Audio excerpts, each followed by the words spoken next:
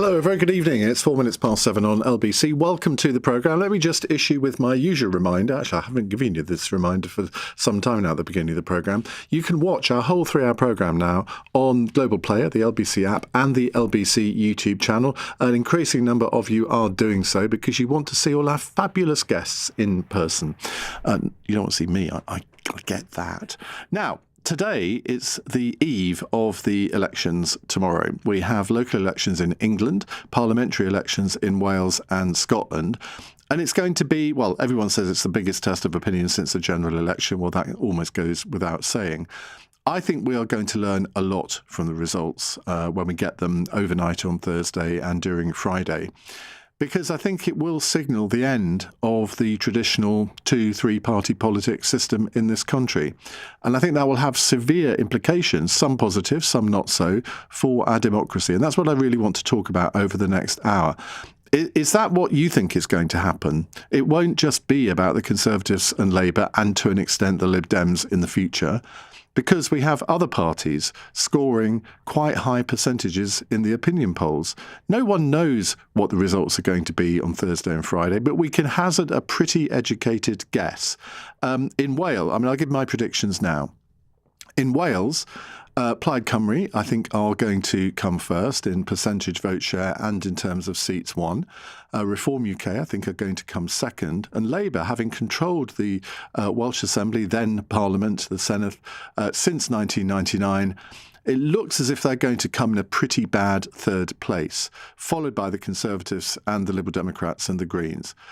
In Scotland, it seems as though, rather remarkably, after 19 years, the SNP are going to not only retain power, but there is a possibility that they could get a majority in a system that was designed never to give a political party a majority in the Scottish Parliament. Reform UK hope to come second. Labour, again, may well come third. And it's only about a year since Anas Sarwar, the Labour leader there, I think he felt that he had a genuine chance of becoming First Minister. And of course, the Greens have always been stronger in Scotland than in Wales. So in Scotland, you've got effectively 6-7 party politics. Now, in the English council elections and the mayoral elections, this is going to be very different according to which part of England that we're talking about. But it seems everyone, all commentators agree that Reform and the Greens are going to do very well, that Labour are going to do incredibly badly, the Conservatives will probably do pretty badly, and the Liberal Democrats may put on a couple of hundred seats, so they'll be pleased with that. And again, this is multi-party politics that we're talking about, and I think we're going to have that now for a very long time. But remember, it was only, 7 years ago that the two main parties got over 80% of the vote. Well, in these elections, I'd be very surprised if Labour and the Conservatives, when you add up their vote share, I'd be very surprised if that amounted to much more than 35%. So a huge change is happening. What are the implications of that? Well, it means that we're probably entering an era where not just in local government, but in national government too, we will be looking at coalitions. Probably different kinds of coalitions. But our political parties are going to have to get used to that, and they will have to ignore what Disraeli said back in the 1870s, England does not love coalitions. Well, it's going to have to learn to, I think. And it's not just me making this argument. This is the Conservative leader, Kemi Badenoch, speaking earlier today. What we're seeing is the era of two-party politics moving into multi-party politics. There are no safe seats for any party. We all have to work hard for every vote. Now, that first bit is quite an admission for her, because she has made very clear that she does not want to have any kind of coalition or agreement with Reform UK. Clearly, in some council areas, there is likely to be Reform Conservative coalitions, I would think. And of course, what implications does that have for the general election when it comes? So lots to get our teeth into. Do you think this means that we're going to be looking at proportional representation coming in some form? 0345 6060 973.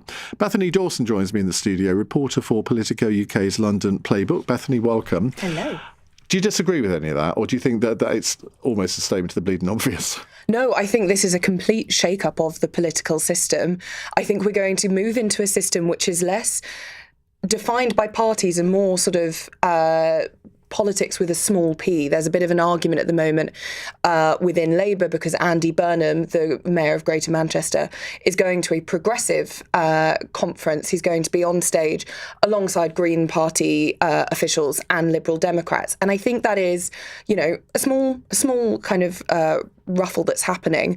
But I think it is going to be a show of, as you say, more people working together and having to unite on small p politics rather than be blown apart by big P political parties.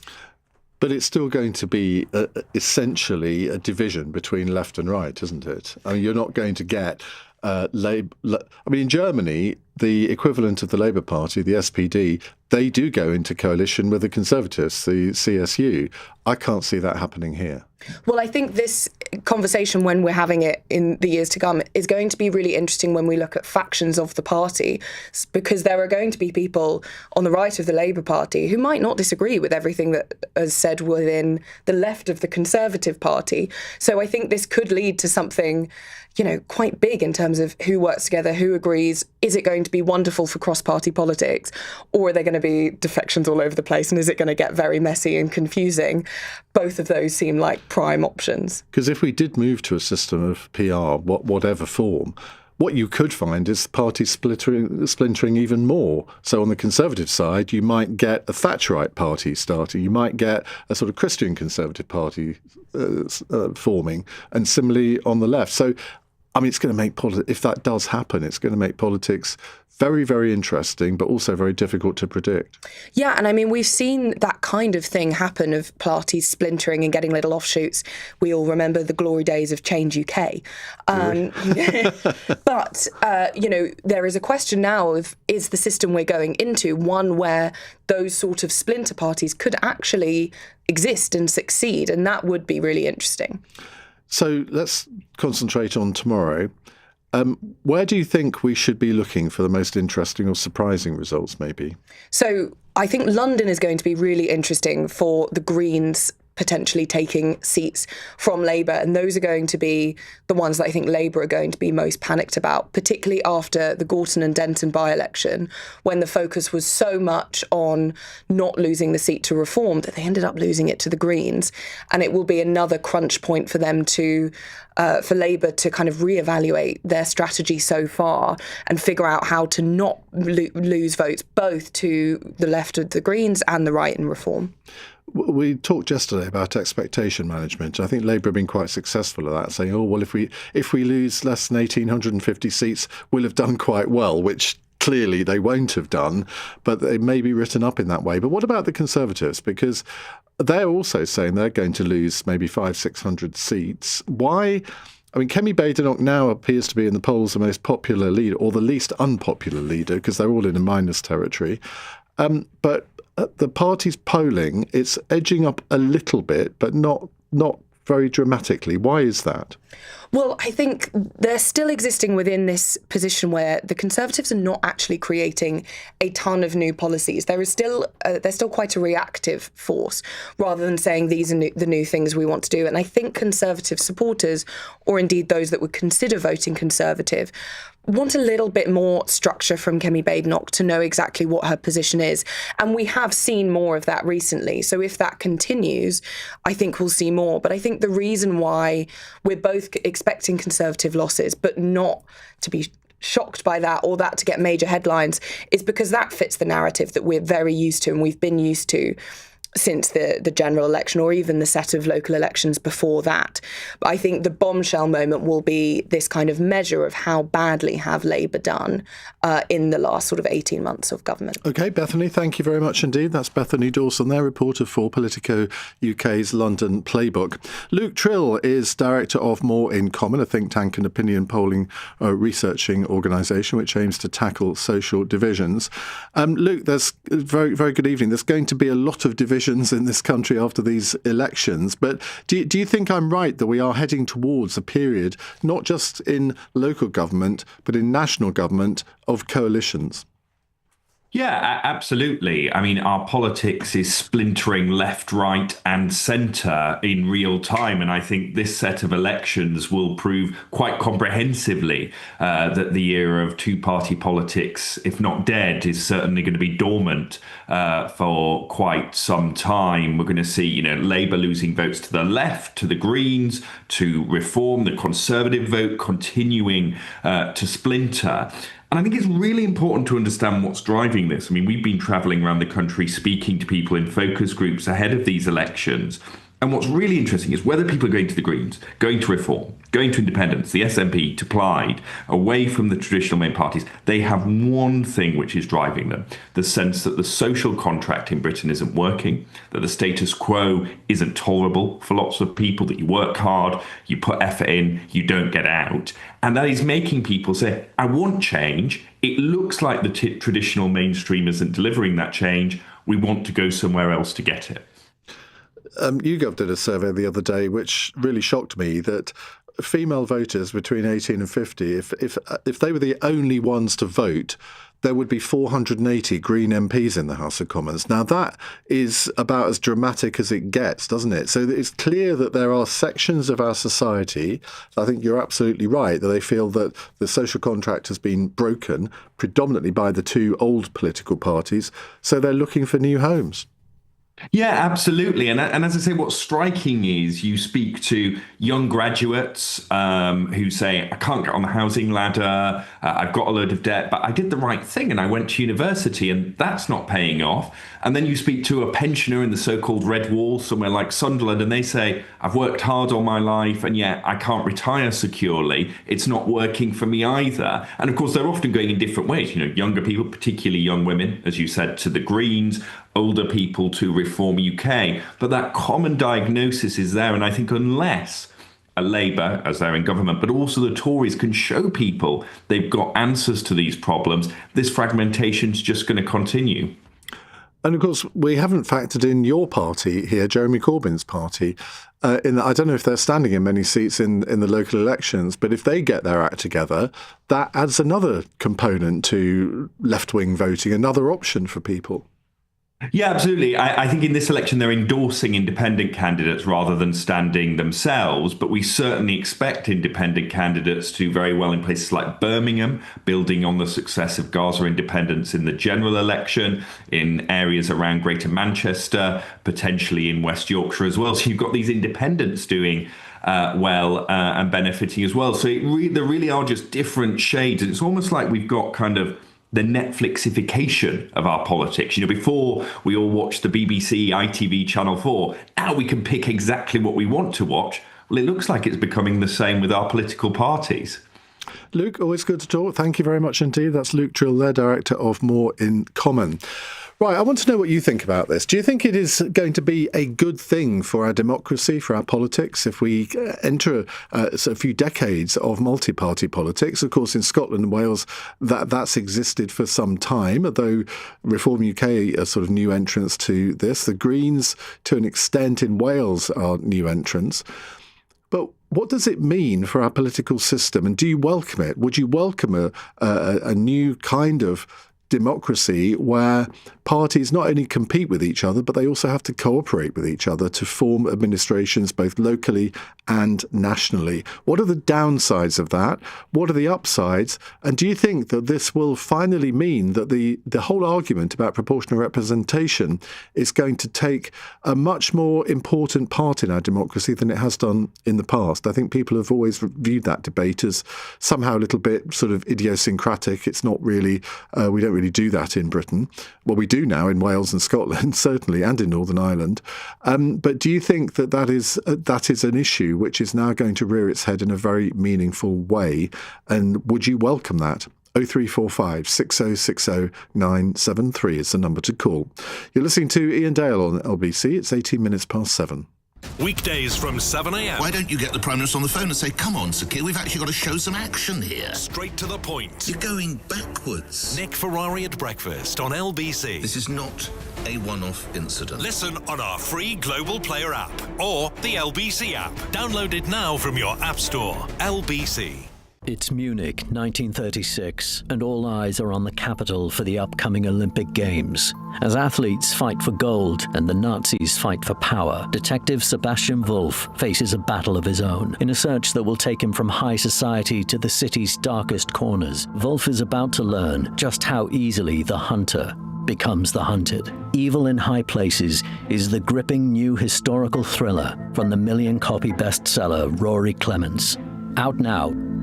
You've packed enough suitcases to know quality when you see it. Well, Saga Travel Insurance has been named a Which Best Buy. And now get 20% off when you buy before the 11th of June. Search Saga Travel Insurance for a quote today. New policies only. Standard & Plus are Which Best Buys May 2025. Terms and conditions apply. Over 50s only. May we have your attention? Introducing the Volkswagen May event. Get an extra £1,000 towards your finance deposit with Solutions PCP 7.9% APR representative across the range, including the amazing Golf, Tiguan, and all-electric ID3. Major. I said it was in May, right? Yes. Ends Monday the 18th of May. Visit your nearest Volkswagen retailer. You may just find the car you've been looking for. Stop it. Participating retailers. Excludes T-Roc ID bars and Golf GTI 50. ID3 from stock only. Indemnities may be required. Registered by 30th of August. Volkswagen Finance. Iain Dale. Text 84850. This is LBC. 20 past 7 on LBC. We're kind of, well, we're not really previewing the elections tomorrow in some ways. We did a lot of that yesterday, but obviously this subject is related to the elections because I think there are going to be a lot of hung councils as a result of the elections tomorrow. Clearly in Scotland and Wales, certainly in Wales, there will have to be coalition negotiations. In Scotland, well, the jury's out. Some people think the SNP are going to win an overall majority, but I think it's more likely that they will have to either be a minority government or enter into coalition talks with maybe the Liberal Democrats or even the Greens, because they were in coalition with the Greens. But they're used to that in Scotland and Wales. In England, less so. Now, in local government, there are quite a few coalitions between various different parties, but there are lots of hung councils, which I don't know how they really get anything done when they're hung. But I think there are going to be many more of them this time. So the question is, if you're a Conservative voter and you the Reform sort of get the most votes in your area and the most seats, but haven't got a majority, would you want the Conservative Party to go into coalition with Reform to keep a coalition of left-wing parties out, and vice versa? If you're in a Labour area where Labour lose a majority, would you want them to go into coalition with, say, the Liberal Democrats or the Greens? Because we're going to have an awful lot of this, and I think we're all going to have to get used to it, whether we like it or not. 0345 6060 973 is the number to call. Joseph on a text says, what we're going to learn from the local elections is probably the biggest voter apathy this side of the Second World War, where the majority of people don't feel that they have any confidence in any of the leaders. Well, you should be saying local leaders, because these are local elections, aren't they? Rather, I accept that many people still vote on national issues in local elections. And you're right, there is a lack of confidence in many of our political leaders, which is why when you look at their ratings, their popularity ratings, they're all in negative territory. I think the last ones I saw, Kemi Badenoch was about -9%, Ed Davey -10%, Nigel Farage was sort of -16%, I think. And then Keir Starmer was something like -52%. I'm never quite sure. I mean, I'm not a fan of Keir Starmer, but I'm not quite sure why people have taken such a dislike to him. But there we are. Maybe that's the subject for another day. Let's go to Paul, who is in Hornsey. Hello, Paul. Hi, good evening, Ian. How are you? Evening. Good, thank you. What would you like to say? Just literally about going back to your point about what's going to change. This is a local, as you point out. These are local elections, so people will vote, locally, or maybe to send a message to the incumbent party. But unless first past the post is changed or reformed, you just are going to have the same situation again and again in national elections, in the national picture. And I think that tends to infuriate and alienate people, particularly those who vote for I don't like to say fringe parties or smaller parties, because they're all insurgent at the moment, and we've seen that with Greens, we've seen that with Reform. But if they're not getting a representation in Parliament, England now I'm talking about, if they're not getting representation in Parliament, having voted for their chosen candidate, their chosen party, that causes an awful lot of disquiet among people, because it's not reflective of the national mood. And I think that's first past the post really ought to go. You probably can gather I'm not from here originally, but the system here has always boggled me that you continually have this two-party system, and you sort of it blocks all but the most extraordinary changes. So Lib Dems could come in and form a coalition with the Conservatives when they did, and possibly may have to do that again with Labour this time. But it doesn't reflect a broader feeling across the nation. You don't have to be afraid of coalitions, because they're sometimes just as effective, if not more effective, than a monolithic party. Well, you're right. They can be, and I think the Conservative Liberal Democrat coalition of 2010 to 2015, in many ways, was quite successful. Probably more successful than many people think. The Lib Dems have tried to disown it since then, which I always think is a bit odd, considering they got 75% of their manifesto promises through. But you look at I'm assuming that you come from the Republic of Ireland. You look at what's the electoral system there, but that has produced more or less a permanent coalition over the last 100 years, hasn't it? Absolutely. And it just goes to show that, generally speaking, people are in the centre. We have a lot of independence, and that's sort of the local issue stuff. I don't know if that would be the case here, because also we have multi-seat constituencies. So you're just building in this kind of automatic need for a coalition. Whereas if you still have single-seat constituencies here, but at least you have a different way of counting the number of voters, then I think you might get a more representative thing. And coalitions, you say, all governments tend just to manage the economy, the society. They don't tend to innovate in any great way. So having more representation would be, in my view, the way to go forward. Well, we shall soon see, because I think it is going to happen. Paul, thank you very much indeed for your call. Martin says, given that it's now the end of two-party politics, isn't it time the UK adopts proportional representation like other countries in Europe? Rather than first past the post, it would be far more democratic. Well, people always say that, but I suppose it partly depends on which system you adopt, because there are all sorts of different variations of proportional representation. I mean, the German system, it's half PR and half top-up from multi-party constituencies.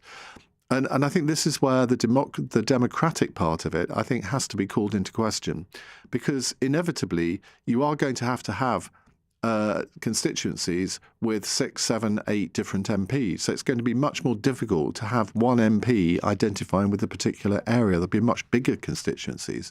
So you might have one, say, for the whole of Norfolk, where there would be 9 different MPs, and then depending on how it shook out in the results, you would then allocate MPs according to the voting share. Now, in theory, that sounds much more democratic, but is it really? I wonder. Ned is in Cambridge. Hello, Ned. Hi, Ian. How are you getting on? Good, thank you. What would you like to say? So firstly, a quick thank you to you for sorting out the Trump's pastor the other week. I just want to next time thank you very much for standing up for the country. Shall I let you into a little secret about that? Please, would you? Because you did a great job. That was fairly near the beginning of the programme. This is when I was in Washington. For those who weren't listening, I was broadcasting from Washington, D.C., and for some reason the earpiece wasn't working properly. So I could only catch literally about every third word he said, and it was all very distorted in my ear. So I was trying to understand what he said, and I think I did get the gist of what he was saying, which was just barking mad, wasn't it? It was. So it was. The King did a great speech. I think you did an equally good one, putting him in his place. So thank you very much. That was my first tribute to that. But the point I was going to make is that I think we've been in sort of Purdah for quite a long time. I'm old enough to remember Thatcher and Major and how sort of turbid it was. back in the sort of the 90s when then Blair came in, we sort of felt a bit like the 60s coming back or something, with sort of the Great Britannia thing. But then we ended up with spin and surveillance and mission creep in Iraq and PPP, obviously the banking crash. But I remember voting for Clegg over Cameron, and that's the last time we had that coalition, and then that seemed to fall to pieces. Well, it didn't fall to pieces, did it? It lasted the full 5 years, much to the consternation of many people who predicted that it wouldn't. Yeah, I just remember that there seemed to be, forgive me, but my memory just is that I voted for Clegg because he seemed to be making a lot of sense. They got a coalition with Cameron, and then because Cameron was losing people to UKIP, then we had the sort of Brexit thing. Well, there's something you missed out there. There was a general election in 2015, and few people thought that Cameron would win a majority in that, but he did. So therefore, I think temperamentally, he and George Osborne actually wanted to carry on the coalition, but they knew the Conservative Party wouldn't wear it. So that was when it finished. Thank you. I stand corrected. Thanks for that. Yeah, because I remember there's some point I sort of tuned out and then kind of tuned back in again. Well, hang on a minute, what happened to the Lib Dems? So thank you for that. But then we've obviously got Brexit, etc., and we're not litigating that. But I just think that there's a part of the population as well, like my mum's age, she's in her mid-70s now, well, they're just sort of fed up with the sort of the wokeness and the everything else. And I just think it just feels very off to me right now. I don't think we've been properly served for a very, very long time. And you can see the rise of the Greens. I mean, gosh, how it's come up. So I've never quite seen a system quite like it right now. So does it come to PR? But you just mentioned, actually, you end up in Norfolk with 15 different MPs. Funny enough, the last local election where I was when I was living in Essex, I looked at every single, I checked everyone out, for the local election, and they were the same message: Labour, Reform, everybody was just saying, well, basically, we'll do the bins, we'll do the potholes, the council tax, and there was nothing to choose between them. So I just do wonder where we are. It'd be nice to sort of get back to, just decent, good politics looking after us. I mean, that was my point. When did we last have that, do you think? Oh, gosh. I can't. This is my problem. I can't put my finger on it. Well, I actually think during the coalition we did. And people will say, in fact, I got a text here saying, well, you would say that because you voted for the Tories in 2010. Well, I did. I actually don't think that was a bad government. Yes, they got some things wrong, but it was probably the last time. And obviously Brexit sort of perverted our system in a way because it became the all-encompassing policy to the exclusion of everything else. And we haven't really got back on an even keel since then. No, I don't think the trust has come back, has it? No, but then again, when was there ever an era when people trusted politicians? I can't really remember the last time you had a majority of the electorate say, yeah, I actually trust the politicians we've got nowadays. Maybe it's actually a good thing that we don't generally trust politicians, because if we did, they might take advantage of that. Thank you very much, Ned. 0345 6060 973. Are we about to see the end of two-party politics? Is it going to herald proportional representation and a almost semi-permanent system of coalition government, both in local government and national? Well, in a moment, we will talk about an LBC exclusive where business leaders who had publicly supported Labour before the last general election seem to be declining to do so again. Natasha Clark will be joining us with all the details. It's 7:32. Let's get the latest LBC News headlines from Amelia Cox. Oil prices have fallen sharply to below $100 following talk of a possible peace deal between the US and Iran. Donald Trump has warned the bombing starts if Tehran fails to agree to the latest proposals to end the war. Officials are investigating whether a bird-watching trip to a landfill site in Argentina could be behind a hantavirus outbreak on a cruise ship. 3 people have now been evacuated to receive urgent medical care, but the Canary Islands has objected to plans for it to dock in Tenerife. And an LBC investigation has revealed the scale of frustration British businesses are feeling towards the Labour government. Of the 121 companies which signed a letter of support for the party prior to the 2024 election, only 17 say they would still publicly back them. LBC weather, cloudy for many overnight with patchy rain in the west, mostly dry in Northern Ireland and the southeast, a low of 2 degrees. This is LBC. The following is from TfL. I got loads of flowers the other day and messages from people I didn't even know. My mates spelled out my name in tea lights and my mum hung my favourite footy shirt on the railings next to the lamppost where I got killed. By a nice lady, just someone who thought it was okay to go a few miles an hour over the limit. Speeding injures or kills over 1,000 people in London every year. Slow down. To the Mayor of London and TfL, every journey matters. If you bought a home on a holiday park in the UK, what you thought you were getting may not be what you ended up with. From unexpected site fee increases, running costs, a huge depreciation in value, many owners feel they've been missold. If you think this might be you, holidayparkadvicecentre.co.uk could help you receive the compensation you're entitled to. Text ASSIST to 78900 to find out more. That's ASSIST to 78900.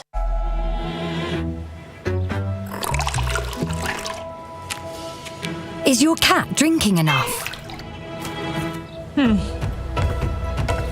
Discover Purina One Hydrolife and help support their daily hydration with a taste they'll enjoy. Purina One Hydrolife. Make it easy. When you're smiling. Banning Dental Group clinics with over 5,000 top-rated Google reviews. Keep on smiling.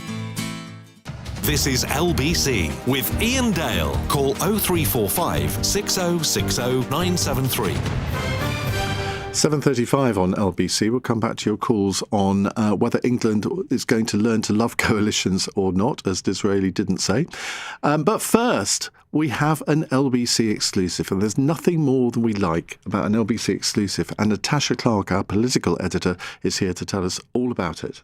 Iain, yes, it's a really good one, this, and I would say that, wouldn't I? It's my story. Yeah. But yes, more than 100 business leaders. You'll remember that before the general election, Labour made this big song and dance. We are to be trusted on the economy and on business. And they had this big press conference. Rachel Reeves did a big speech where she said, look, you guys can trust us. Look at all of these businesses that are behind us. So she revealed this letter. 121 businesses had signed it saying that we trust Labour. They're the party of change. We support them.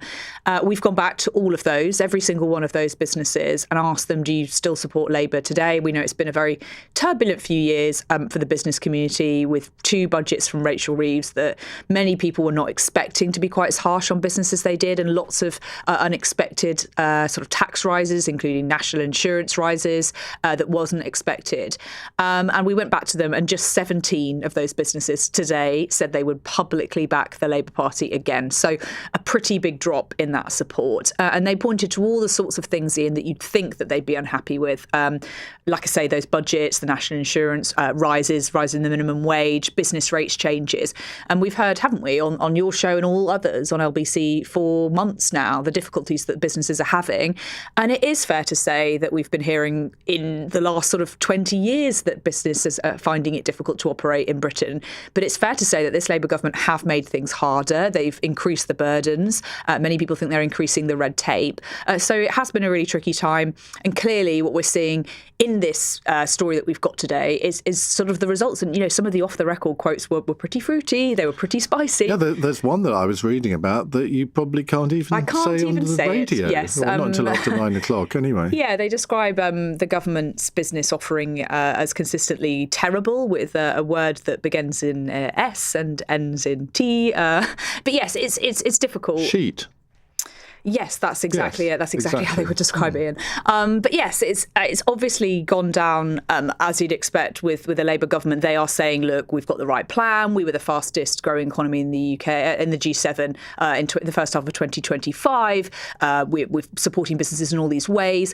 But it is fair also to say that businesses are really struggling. And we heard from Sacha Lord earlier, the nighttime economy czar in Manchester. He says that things are worse now than they were during COVID times. And he thinks that that he's getting calls and texts from worried businesses basically on a daily basis. And I was quite shocked by some of the things that he and some of the businesses said to us off the record, including that that they feel like they are being asked to stump up for an increasing welfare bill as well. That's another concern that businesses have. So there are some really deep worries within the business community at the moment.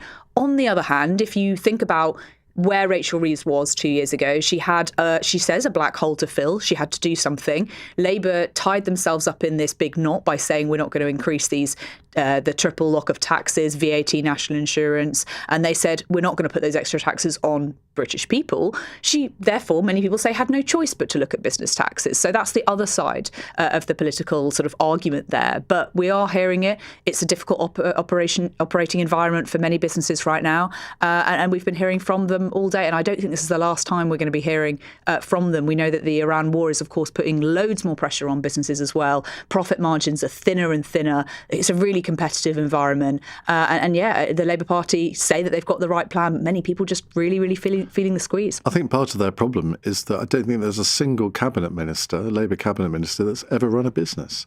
Now, that's absolutely. You don't have to have been a nurse to run the health service. I completely get that. But, I mean, it might help if they'd actually had to deal with a balance sheet or had to understand what it's like not to be able to pay the staff at the end of the month. But none of them have got that experience. Yeah, it is tough. And a lot of their criticism, the business leaders we spoke to's criticism, is they also felt not included in the conversations. And I think that is something that, to be fair, has probably got a little bit better. Peter Kyle, the current business secretary, it does engage, and I think, I'm told anyway, a lot more engagement with these businesses than before. But you're right. And that's the criticism that Nigel Farage and the Reform Party and the Kemi Badenoch, the Conservatives, say. These people haven't run businesses. They just don't understand how it works, and they don't understand those profit margins are really tight. We're talking about really slim margins, and if you can't make a business profitable, then what's the point in doing it? Huge startup costs, lots of red tape, taxes upon taxes upon taxes, and that's the criticism that's coming day in, day out. And obviously, part of that election win, obviously it was the British public who voted for Labour. But part of that was showing that they could be trusted on the economy, trusted on business again. So it's a very, very difficult one. And I'm sure we'll be discussing all week and weekend long about sort of the Labour Party's woes and going forward, what this looks like for the current government after we see the results of the local elections. And I think part of that is those two main budgets that Rachel Reeves presided over the last 2 years. Well, I think I need to let you go because you've got quite a few days ahead of you, haven't you? It's Christmas, Ian. It's going to be fantastic. We've got wonderful overnight programmes planned. It's going to be great. OK, right. Thank you very much indeed. That's Natasha Clark, LBC's political editor. Frank McKenna joins me now, Chief Executive of the business campaign group Downtown in Business, who's also former Labour councillor and was the Deputy Leader of Lancashire County Council. Frank, very good evening. Were you surprised by the results of this LBC survey? Good evening, Ian. No, I wasn't. It sort of chimes with what we're hearing from our members at Downtown in Business as well. I think there's a lot of frustration amongst the business community, as you've just been discussing. There does appear to be a lack of understanding of how businesses work. And I think the greater frustration comes from the fact that there was a lot of conversation prior to the general election in 2024 with small businesses, with medium enterprises. And the message was very clear from Labour shadow ministers. It was that they appreciated the pressures that SMEs were under. They felt that previous governments had listened perhaps too much to big businesses, organisations such as the CBI. Perhaps they were a little South East and London centric, and we were going to see that change. Unfortunately, what we've evidenced since the election of Labour in July 2024 is three significant changes of policy, which I think have really hit businesses hard. Firstly, of course, was that national insurance hike, which has basically put a stop to recruitment and actually led to many businesses that we work with making redundancies. Secondly, of course, was the increase in the minimum wage, and particularly impactful there was this increase to young people's minimum wage, which has then again put people off taking on younger people, and therefore you've seen a spike in youth unemployment. And finally, not yet implemented fully, but something to keep an eye on, is the new employment law changes, which are fairly draconian. And again, I think what is misunderstood from government ministers is that, not every employer is a P&O, not every business employs thousands of staff and therefore can easily get extra additional resources into these additional bureaucracies and red tape legislations that are announced. And what it means is that there's less money to employ people, more money spent on bureaucracy, and less appetite for people to employ additional staff. Do you think the point I made to Natasha at the end of my talk with her about the fact that not a single Labour cabinet minister has ever actually run a business? Do you think that? I mean, it's an easy point to make, but it is relevant here, isn't it? Because all of the three issues you've just mentioned there, I would venture to suggest that if Rachel Reeves had actually run a business, I mean, she worked for the Bank of England, which it's not really a normal business. If she had done so, I certainly don't think she'd have done the NI increase, because that is effectively a jobs tax. I don't think she would have done all of the trade union workers' rights legislation. What's your view? I think you're absolutely spot on. I've said for some time now, I don't think the government are necessarily anti-business, but they don't understand business and they don't appreciate the consequences of the actions that they're taking. So I think that we need to have a reset at some stage. Hopefully that will come following the local election campaigns. I think you're right, Ian, or I think your colleague was saying that Peter Kyle is more engaged now with business community. Although I have to say, I don't think Johnny Reynolds did a bad job in that role. But again, neither of those guys, with due respect to them, have run a small or medium enterprise. And as I say, I go back to that point I made earlier. I think that the good perhaps at engaging with bigger companies, the conglomerates that can often take these changes in the stride. But if you're somebody who's got 80, 90, 100 staff, and you're looking at those three big hits that you've had to take over a very short period of time, no transition, no pitch rolling as far as that national insurance increase was concerned, as you know, Ian, then that's tough to take. And as I say, that's where the frustration from the business community is coming from. I think the other thing is that the general public, I don't think, have any better understanding than Labour cabinet ministers of often how business runs. And I will lay that squarely at the feet of business itself, because I think, look, people have got their priorities to run their own businesses.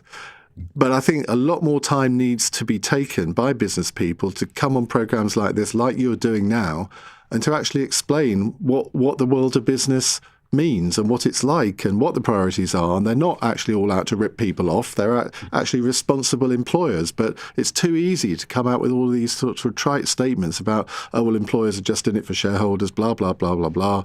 And that in some senses, the business community is its own worst enemy because it's so terrible at its own marketing and PR. I think you're absolutely right, Ian, although you could say that about the government as well. But yeah, you are absolutely right. I mean, I can give you very quick examples. Last week, engineering company in Liverpool, again, medium enterprise, through a charity gala ball, raised £110,000 for charity. You know, nobody's bigging that up. Those are the stories that perhaps are unheard in terms of the contribution that businesses make way beyond just the job that they do, but actually adding real value to the societies and the communities in which they're involved in. And as I say, I think too many Labour MPs that I speak to, they treat business with a little bit of at arm's length, if I can put it that way. Don't quite trust us business owners and entrepreneurs and think, as you say, that everybody's out to rip everybody else off in the private sector. Not the case. There's 90% of businesses do great things, not just in terms of contributing to the economy, of course, which is hugely important, providing jobs for people, but also, as I say, adding real social value in the communities and places where they're based. And I think what I'd say to Labour MPs, to ministers, to the government, is that they need to look at the model that they keep championing when they go around the country talking about local government, and that's Manchester. And Manchester's success, by the way, goes back way beyond Andy Burnham. It's a 30-year success story. And it started with people like Sir Howard Bernstein and Sir Richard Leese recognising the importance, the absolutely essential need for public-private sector partnerships if you're going to grow a big and successful economy. And also, you look at the success of Manchester in comparison to Birmingham. Now, there are all sorts of different reasons for this, but part of it is stable, innovative local government, which I'm afraid Birmingham hasn't had for many decades under both parties. Right, Frank, it's a great pleasure to talk to you. Thank you very much. That's Frank McKenna there, Chief Executive of the business campaign group Downtown in Business. We'll come back to your calls on the possible end of two-party politics. What does it mean? What are the implications of that? Are we going to have more coalitions? It's 7:49. With rock-bottom approval ratings for the government, this Thursday, voters head to the ballot box to mark Keir Starmer's report card. With his premiership under pressure, how big could the fallout be? From 10 p.m, Lewis Goodall. As the polls close, join me, Lewis Goodall, as we break down what's happening across the country and what it means for politics to come. From 6 a.m, Nick Ferrari. What will new governments mean for Scotland and Wales? I'll bring you all the fallout, the biggest names in politics, and importantly, hear your views too. From 1 p.m, Sheila Fogarty. Stay with LBC throughout the day as I bring you the declarations and drama set to shape the country for years to come. Election Night Live from 10 p.m. this Thursday. Listen and watch on our free Global Player app or the LBC app. LBC. Tesco Insurance are driving down the cost of motoring with 10% off car insurance. Take out a car insurance policy before the 15th of May 2026 and you'll get 10% off with Club Card prices. We offer a range of cover options, so you can choose the one that's right for you. Save 10% when you buy or renew a car policy with Tesco Insurance. Search Tesco Car Insurance and get a quote direct today. Club Card required. Excludes add-ons. T's and C's apply. May we have your attention? Introducing the Volkswagen May event. Get an extra £1,000 towards your finance deposit with Solutions PCP 7.9% APR representative across the range, including the amazing Golf, Tiguan, and all-electric ID3. Major. I said it was in May, right? Yes. Ends Monday the 18th of May. Visit your nearest Volkswagen retailer. You may just find the car you've been looking for. Stop it. Participating retailers. Excludes T-Roc ID bars and Golf GTI 50. ID3 from stock only. Indemnities may be required. Registered by 30th of August. Volkswagen Finance.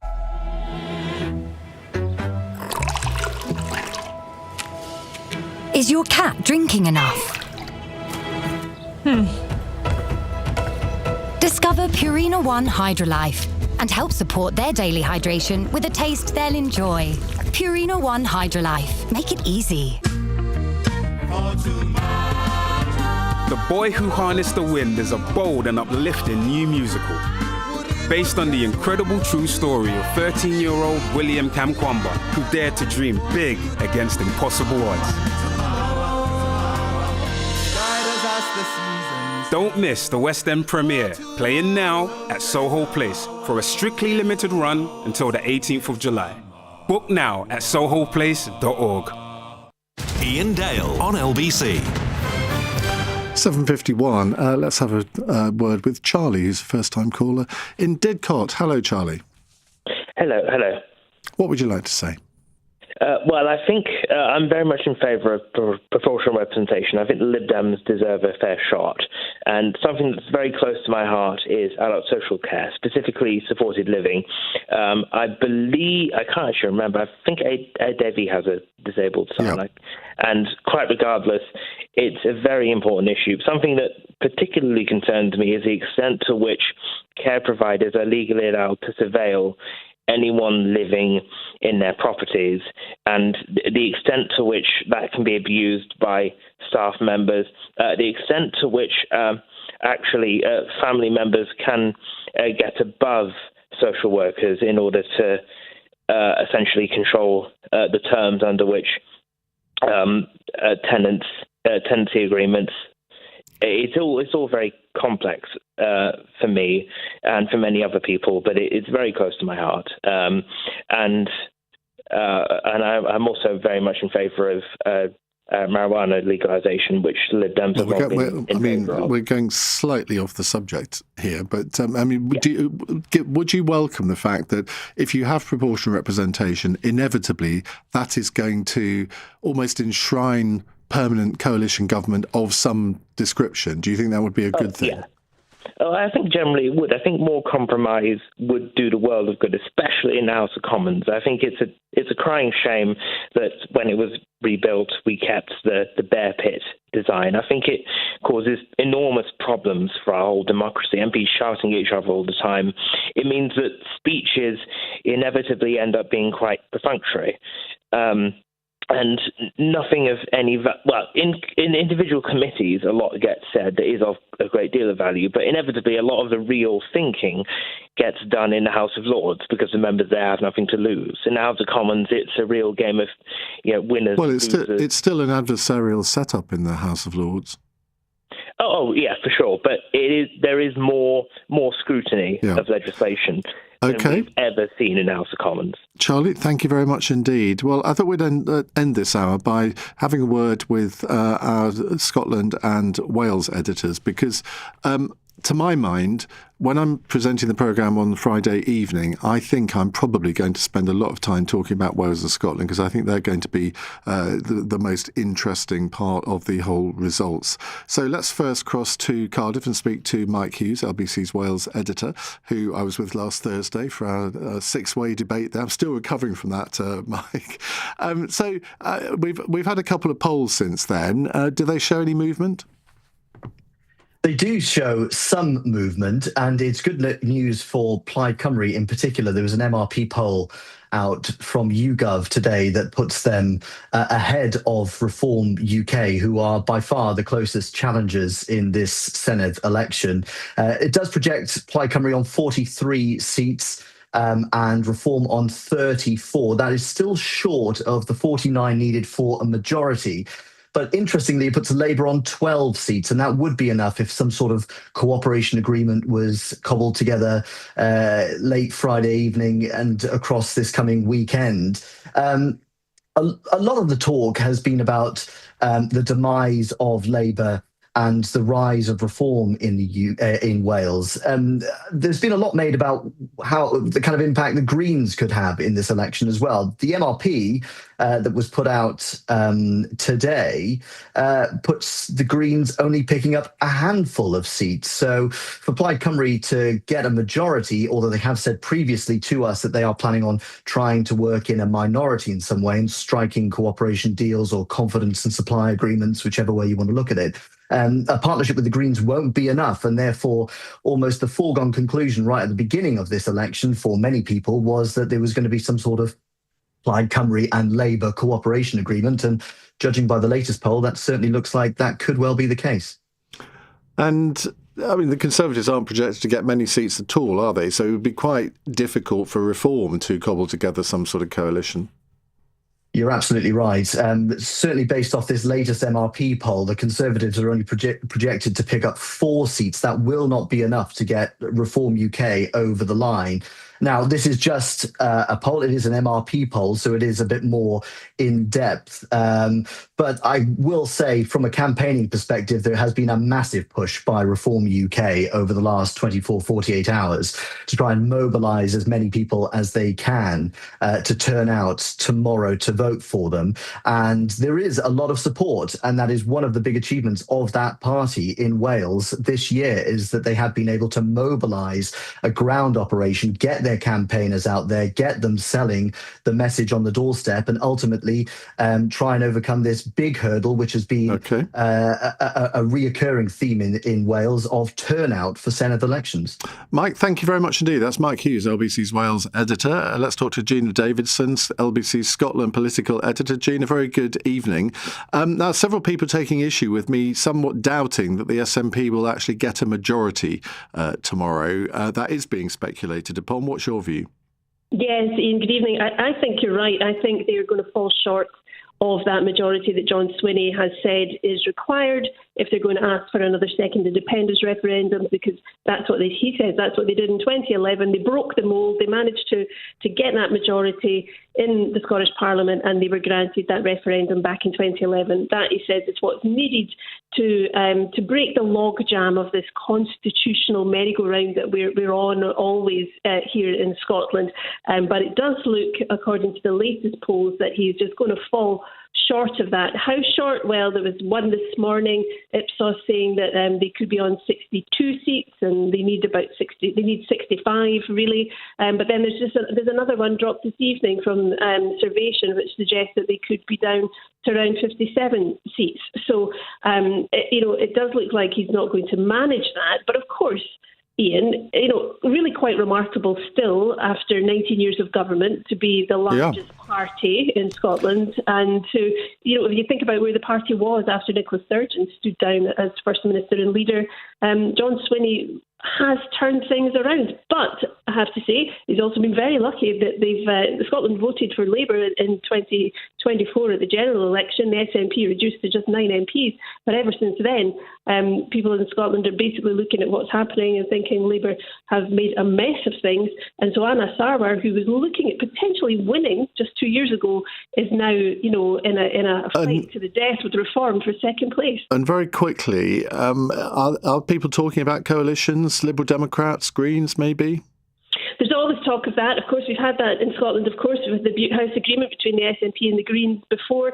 But I think right now, nobody wants to say that they would get into bed with anybody else just in case it affects how people vote tomorrow. And when you've got 15% of people saying that they think they know who they might vote for, but they could still change their minds when they go into the polling booths, when you've got a similar percentage saying that they're going to vote tactically, I don't think anybody's up for saying that they're going to do any deals or coalitions quite yet. But ultimately, inevitably, there will have to be, particularly to get budgets. Yeah. Gina, thank you very much indeed. That's Gina Davidson there, Scotland's LBC Scotland political editor. You'll hear much more from Mike and Gina during the course of the day on Friday. Of course, both of those countries aren't counting until Friday. Coming up in the next hour, it is Wednesday's Cross Question. We have the chair of the Labour Party, Anna Turley MP. She's MP for Redcar with us. Tim Montgomery, political commentator and member of Reform UK. Lord Stuart Jackson, Conservative peer and Polly Toynbee, the columnist for The Guardian. They're here to take your calls, 0345 6060 973. If you have a question for our panel, you can text on 84850. And of course, you can watch us on Global Player, the LBC app, or the LBC YouTube channel.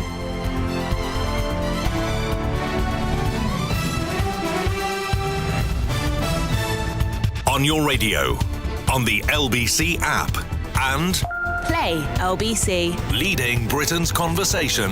This is LBC. From Global's newsroom at 8 o'clock, the US military says it shot at and disabled an Iranian-flagged oil tanker attempting to sail into an Iranian port near the Strait of Hormuz. It says the American blockade against ships attempting to enter or leave Iranian ports remains in full effect. Meanwhile, the US President Donald Trump maintains a deal with Iran is close. We'll see whether or not they can make a deal that's satisfactory to us. We have it very much under control. The blockade is unbelievable. The Navy's been incredible. The job they did is like a wall of steel. Nobody goes through. Earlier, he threatened intense bombings if Tehran didn't agree a deal.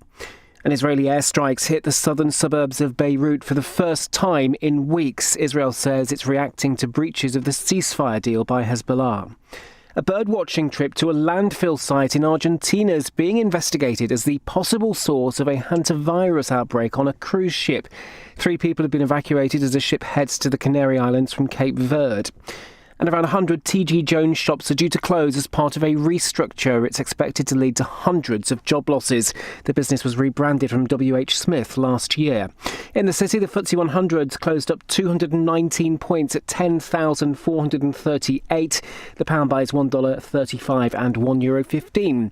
LBC weather cloudy for many overnight with patchy rain in the west, dry for Northern Ireland and the southeast, a low of 2 degrees. From Global's newsroom for LBC, I'm Daryl Jackson.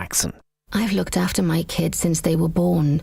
Now they've got kids, I still want to look after them. I don't want them struggling to make decisions about my money or my health if I can't. So we made a lasting power of attorney. Now, if I can't speak for myself, they'll speak for me. It's a weight off for all of us, isn't it? Yes, Mum. Lasting power of attorney. Search your voice, your decision. This is LBC from Global, leading Britain's conversation. Cross Question with Iain Dale. Hello, a very good evening to you and welcome to Wednesday's Cross Question. I'm Iain Dale. It is 3 minutes past 8 on our panel tonight. To my left, we have Polly Toynbee, columnist for The Guardian. Next to her, Tim Montgomery, political commentator and campaigner, founder of the Conservative Home website, but he's now gone to Reform UK. And to my right, we have Anna Turley, who is the chair of the Labour Party and MP for Redcar. And next to her, Lord Stuart Jackson, Conservative peer, former advisor in the Brexit department. Right, so let's get on with your questions, because there's going to be some interesting ones tonight, I feel. 0345 6060 973 is the number to call, or you can WhatsApp your question on that number. 84850 is the text. And of course, you can watch us on Global Player, the LBC app, and the LBC YouTube channel. 0345 6060 973. Text 84850. Cross Question. Watch live on our free Global Player app or the LBC app. Right, first text question from Scott in West Hampstead. Is the first past the post electoral system now an anachronism, and what type of system should replace it? We spent the last hour talking about the possible end of two-party politics, and if we're now in 5, 6, 7-party politics, inevitably, I would say that it does signal the end of two-party politics. And Polly Toynbee, you were campaigning for this back in the 1980s with the SDP, weren't you? I have campaigned for it forever, whether my party was successful or not successful. And I think what we're going to get, by the time we get the results late on Friday, is a sense of total chaos, a system that just can't be contained within first past the post. I mean, the last local elections, there were some quite bad ones. You know, Lewisham, 100% Labour seats for something like 50% of the votes. Broxbourne for the Tories, same sort of thing on the other way. And there's going to be much more of that, and many more no overall control that are going to be difficult. I think increasingly the public is supporting the idea of electoral reform, and I think many more will after Friday. I think the irony at the last election was that the Liberal Democrats, who've obviously been campaigning for this for years, I think they got 15% of the vote and 15% of the seats, so it did kind of work for them that time. Tim Montgomery, have you gone through a journey on this issue? Well, funnily enough, in the green room beforehand, Paul and I were discussing this question, and I've always believed in first past the post because what it gives the electorate is the power to change the government. You can get the party out if it's really unpopular. That happened to the Conservatives in 1997. It happened to Labour more recently. And but when you have a system where you have 5 or 6 political parties, when you can win, a constituency or a seat on 20, 22, 23, 24%, it's stretching first past the post to the limit. And so, look, I haven't made a decision, to be honest, yet. But what I think is significant, we don't know what's going to happen in tomorrow's elections. I think Reform and the Greens are going to do incredibly well. But the big thing is the two-party system is over. I think that's the big reality. Reform's position is in favour of PR, isn't it? I don't always agree with the party that I support on certain you didn't questions. agree with the party that you used to support either on many things. But Exactly. So I'm still thinking about this. I try and always give my honest opinion. But I think if the two-party system is as broken as I think it is, I think we have to look at the electoral system. Now, there are different kinds of proportional representation. Oh, no, don't let's go into DeHunt. MMP, the New Zealand system. And then it gets complicated. The system that Wales will be choosing their Senate tomorrow is the DeHunt system. So, but I think we perhaps are at a turning point, yeah. But when you just said now, Reform's in favour of it, that's not at all clear. They used to be. Nigel Farage says practically nothing about it. And the last time I think he was asked, he was definitely wavering because he suddenly sees that first past the post might help him. Perish the thought. Anna Turley, now there are many Labour MPs that are very much in favour of proportional representation, yet Keir Starmer has been quite clear on this, that he's not. What's your view? I'm not a fan, but it's interesting that we're having this conversation because there's no doubt that politics is in a sort of volatile place at the moment. We're seeing it around the world, we're seeing it in this country, and it's interesting to think about whether the impact of social media, the way we gather our news now, has created a much more sort of volatile system. But for me, I'm a believer in the fast past the post system, because for me the constituency link is such an important thing. Of course, you've invited me kindly onto your show today as chair of the Labour Party, but the thing that I think about every morning when I wake up is how do I make life better for the people of Redcar. That's what drives me, and any threat to that I think is that's one of the strengths of our electoral system. I love the fact that we're sitting in Whitehall talking to civil servants about government policy, but I do it through the prism of how does that affect someone waking up in Grangetown, how does that affect someone why with a should family that not be the case under PR? Because too often with a sort of party link, you become focused very much on a sort of, the party whip, the party list. For me, the constituency link is the most important thing. So, of course, we are in a time of lots of transition, but also, is this just the point we are in the electoral cycle? We're 2 years into a big change of government after 14 years of one sort of one party essentially in control, plus a coalition for the first 5 years. Is this really an expression of impatience? Is it an expression of people wanting change faster than perhaps governments and reality can deliver? These are questions that I think have thrown a lot of this up into the air. And I understand colleagues here representing other parties might want to have the chance to increase their representation in Parliament. But I think we have to think, is it the right thing for the country? Does the two-party system bring stability that you might not get from others? So these are questions that it's great to debate. But it can't be fair. I mean, the turnout tomorrow is probably not going to be massive.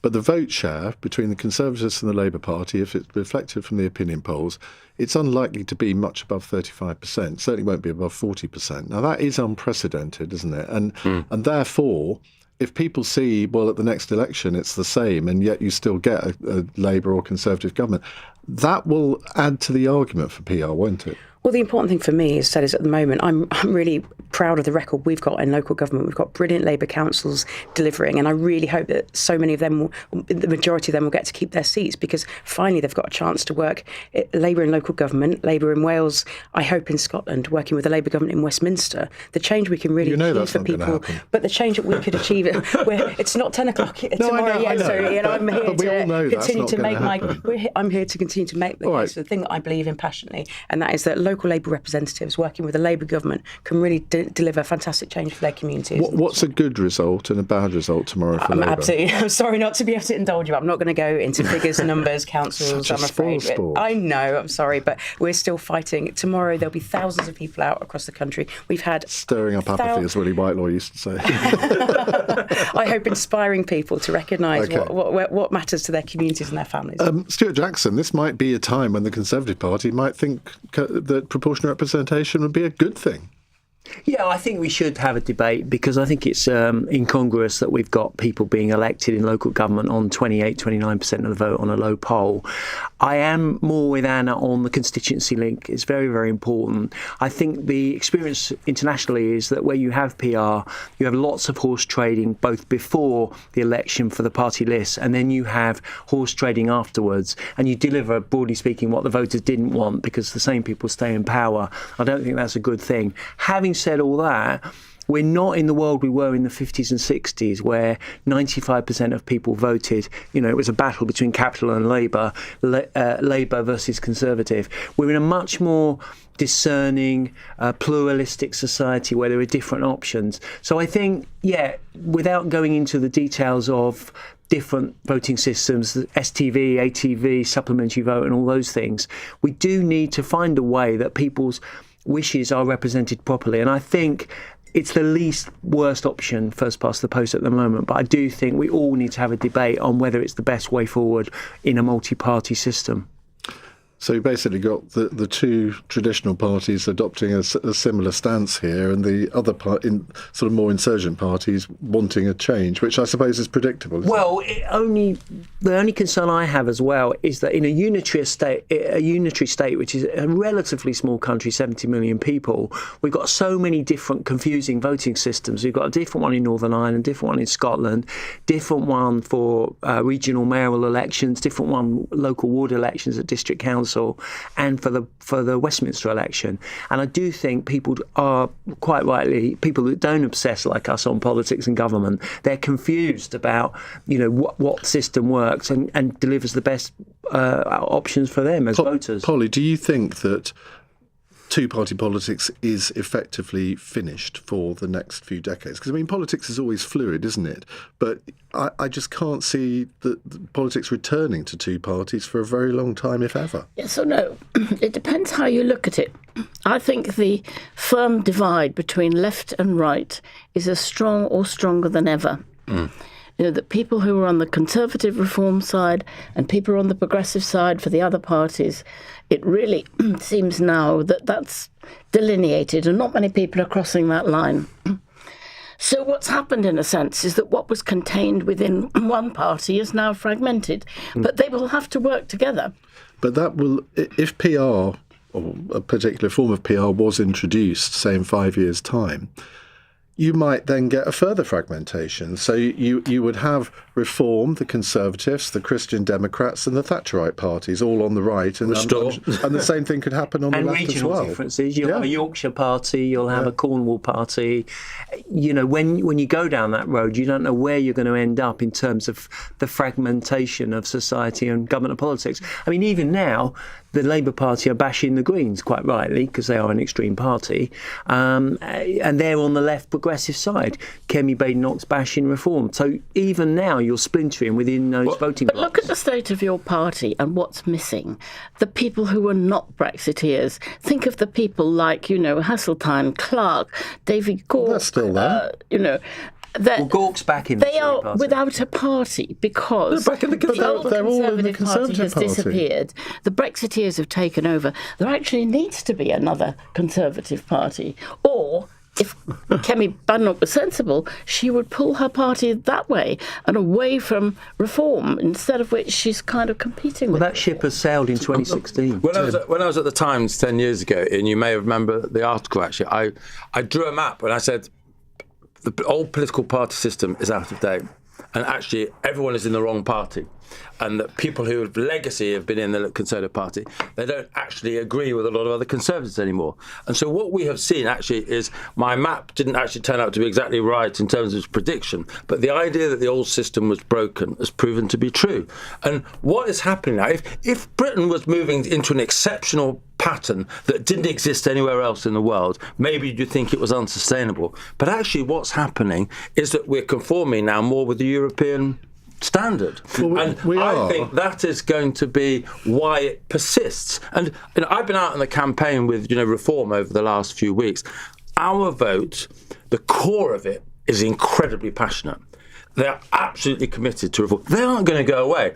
I mean, it's the same with the Labour Party, with the Greens, there is a core vote for all of these. It's not going to disappear. No, you're right. So the two-party system is broken. But the difference is, then this is where Polly, I think, does have a good point, is that up until, I would say, the last 10 years, both the Labour Party and the Conservative parties have been broad churches where somebody like Ken Clarke can happily coexist with, do you remember John Carlyle, the member for Bloemfontein South, as he was calling him so rightly? It's gone. It's gone. That's exactly my point, that it's gone. We're actually agreeing. But it's not healthy for politics, I think, that it's gone, because everybody's in their own little silo. Yeah, no, I agree with that. There's been divides within parties. Anna's activists in Teesside are probably not going to be on the same page necessarily as people in Greater London or university city like Brighton, Oxford, Cambridge. Equally, people in the Tory home counties in Surrey are probably not on the same page as people in West Yorkshire or the North East who are Conservative supporters. So even within parties, there is a different outlook, and I think the key issue is that politics now is about values, and it's what values you attach to what party. That's the key issue. So Polly's right. The Capital versus Labour divide that obtained really for 40 years after the war is gone. Okay, final word from you, Anna. Well, I think it's fascinating debate. I think for us as the Labour Party, the party of government at the moment, we want to govern for the whole country, for all the people. And there's nothing inevitable about this fragmentation. If the Labour Party, I would say, can step out and make a patriotic case that can pull people together from left, from right, across demographics, across geographies, like election. Well, we're 3 years out of an election, and so I know people are urgent for change. The challenge for us is to be a party, as I said, that represents all the people, but also be the insurgents, be the people that are still fighting and passionate for change within government, and that's hard. But to do that, you've got to have someone at the top of the party who's capable of marketing and selling it. And at the moment, I would venture to suggest that you haven't got that. I think it's less an individual, Ian. I think if, like Brexit, we had the two-party system came back during Brexit.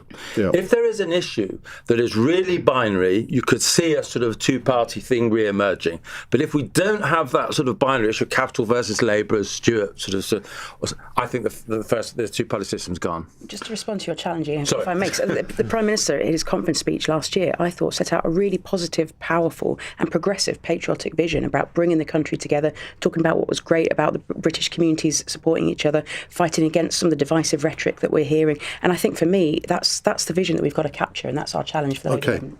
Right. Thank you, Scott. That provoked a very interesting debate. We'll have another one on a different subject in just a moment. It's 18 minutes past 8. This is LBC. You've packed enough suitcases to know quality when you see it. Well, Saga Travel Insurance has been named a Which Best Buy. And now get 20% off when you buy before the 11th of June. Search Saga Travel Insurance for a quote today. New policies only. Standard and Plus are Which Best Buys May 2025. Terms and conditions apply. Over 50s only. May we have your attention? Introducing the Volkswagen May event. Get an extra £1,000 towards your finance deposit with Solutions PCP 7.9% APR representative across the range, including the amazing Golf, Tiguan, and all-electric ID3. Major. I said it was in May, right? Yes. Ends Monday the 18th of May. Visit your nearest Volkswagen retailer. You may just find the car you've been looking for. Stop it. Participating retailers. Excludes T-Roc ID bars and Golf GTI 50. ID3 from stock only. Indemnities may be required. Registered by 30th of August. Volkswagen Finance. There's one green bottle sat on my fridge shelf. This green and white bottle that supports my gut health. Beautiful by nature, beautiful by name. It's the tastiest way to up my gut health game. Beautiful Gut Health. Switch your yogurt to the UK's #1 kefir and give your gut and your summer a lift. Kefir is a source of calcium which contributes to the normal function of digestive enzymes. For verification of UK's #1 kefir, see beautifulguthealth.com/radio.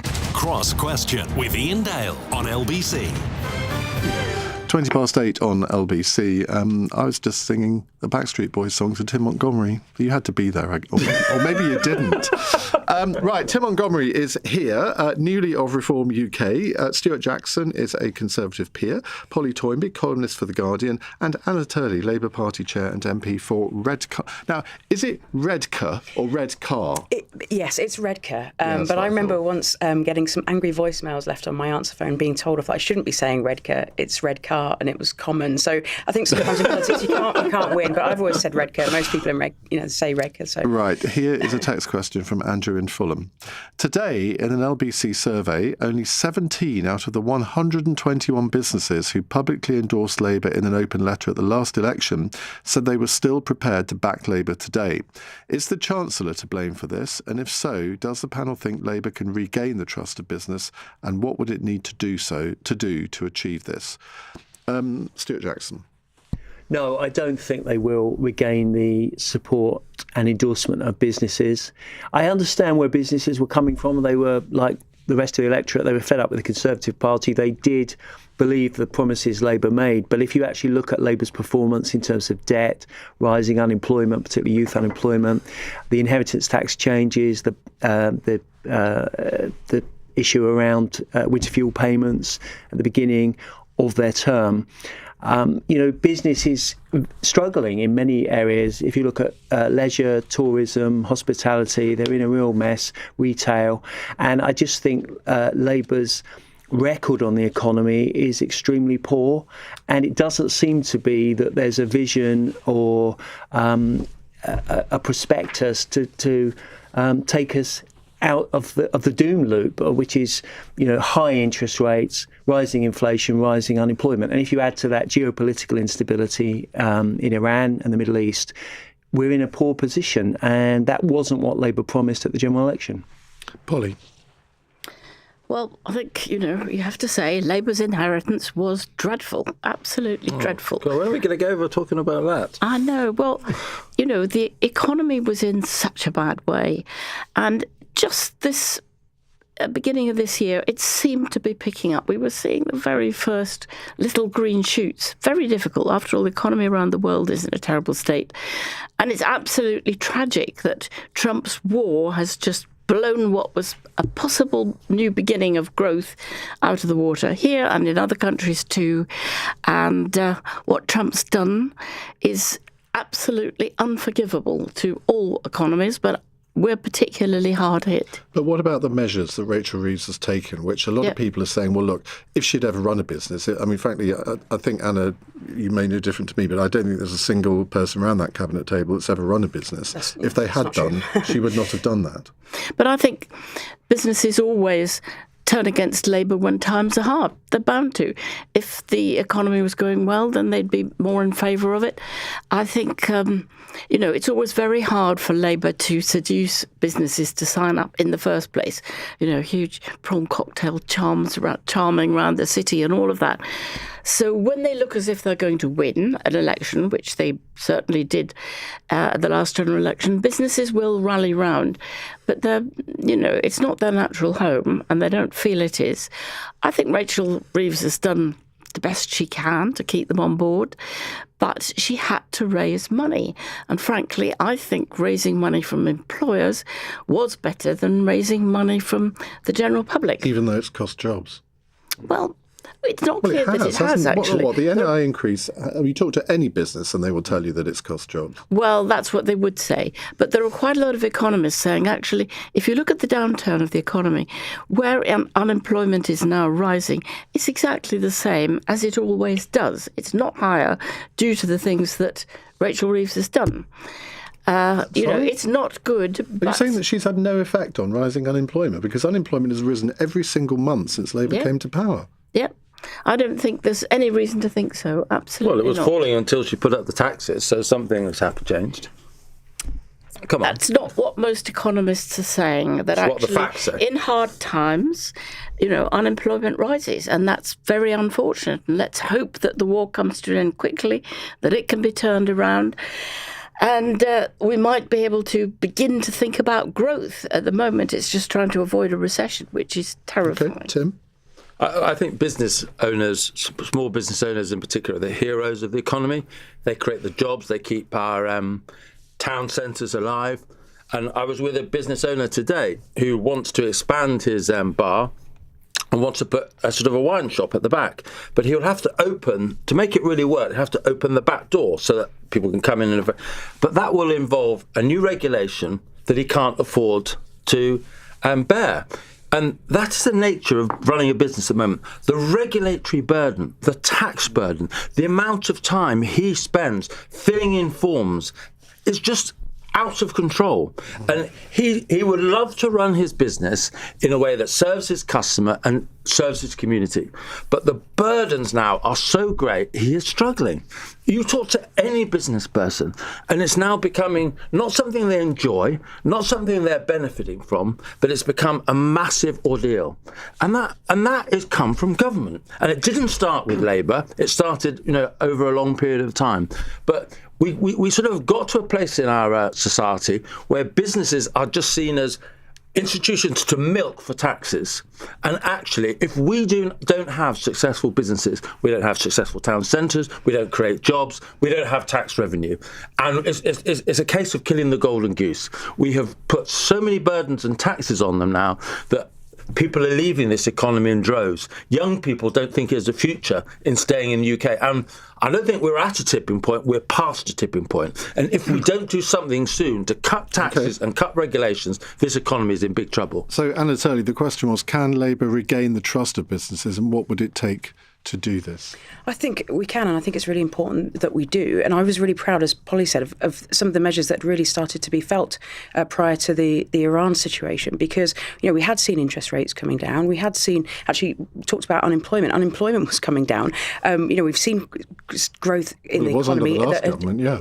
No, but our most recent figures showed unemployment coming down, and that's a really positive. We were seeing growth, so interest rates were coming down. Wages were rising more in the first period of this Labour government than they had in 10 years previously. And I know we asked a lot of business when we came in, but the reality was we had to get that stability in the economy. We had to make sure that we were able to invest in our public services, because everyone knows you cannot have a healthy workforce, a productive workforce, unless you have a strong NHS. We had to, our employment rights bill, that was in our manifesto. We're very clear that it was really important to us that we looked after working people so that they could have better maternity and paternity rights, better bereavement rights. Now, we know that's hard, to implement, but it's really important. Just like when we drove the minimum wage through back in 97, 98, there was, a huge sort of pushback. But actually, these are important measures. But what have you got wrong, though? Because, to lose effectively, 80-90% of your business supporters, according to that survey, you must have got something wrong. Well,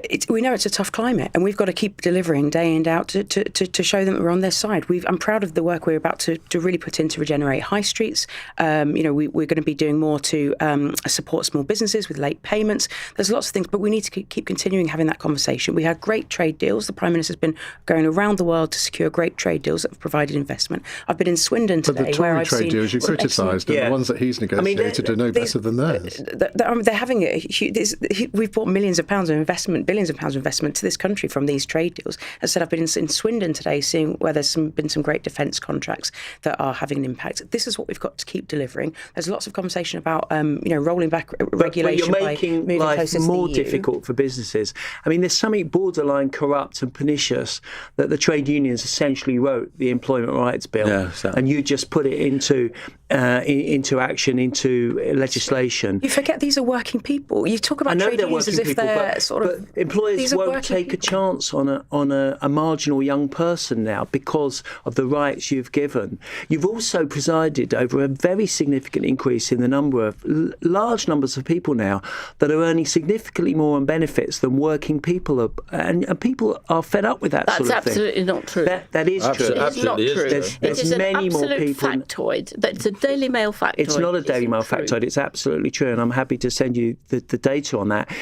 I'm not saying it's everyone on welfare, and I'm not saying there's no such thing as working poverty, but the fact is this government is presiding over too many people who are not working. And when they had the opportunity last summer to change that by making relatively modest changes of $5 billion in the welfare bill, which would have redressed the balance, their backbenchers frightened off the government, and now we're not going to have any welfare reform at all. 75% of children growing up in poverty in the North East are in working households. The challenge is we've had a low pay and insecure economy where people have been working all the hours they can, doing as many jobs as they can, and still not able to put food on the table. That's what we're trying to change as a Labour government. And I'm proud of the values at the heart of this.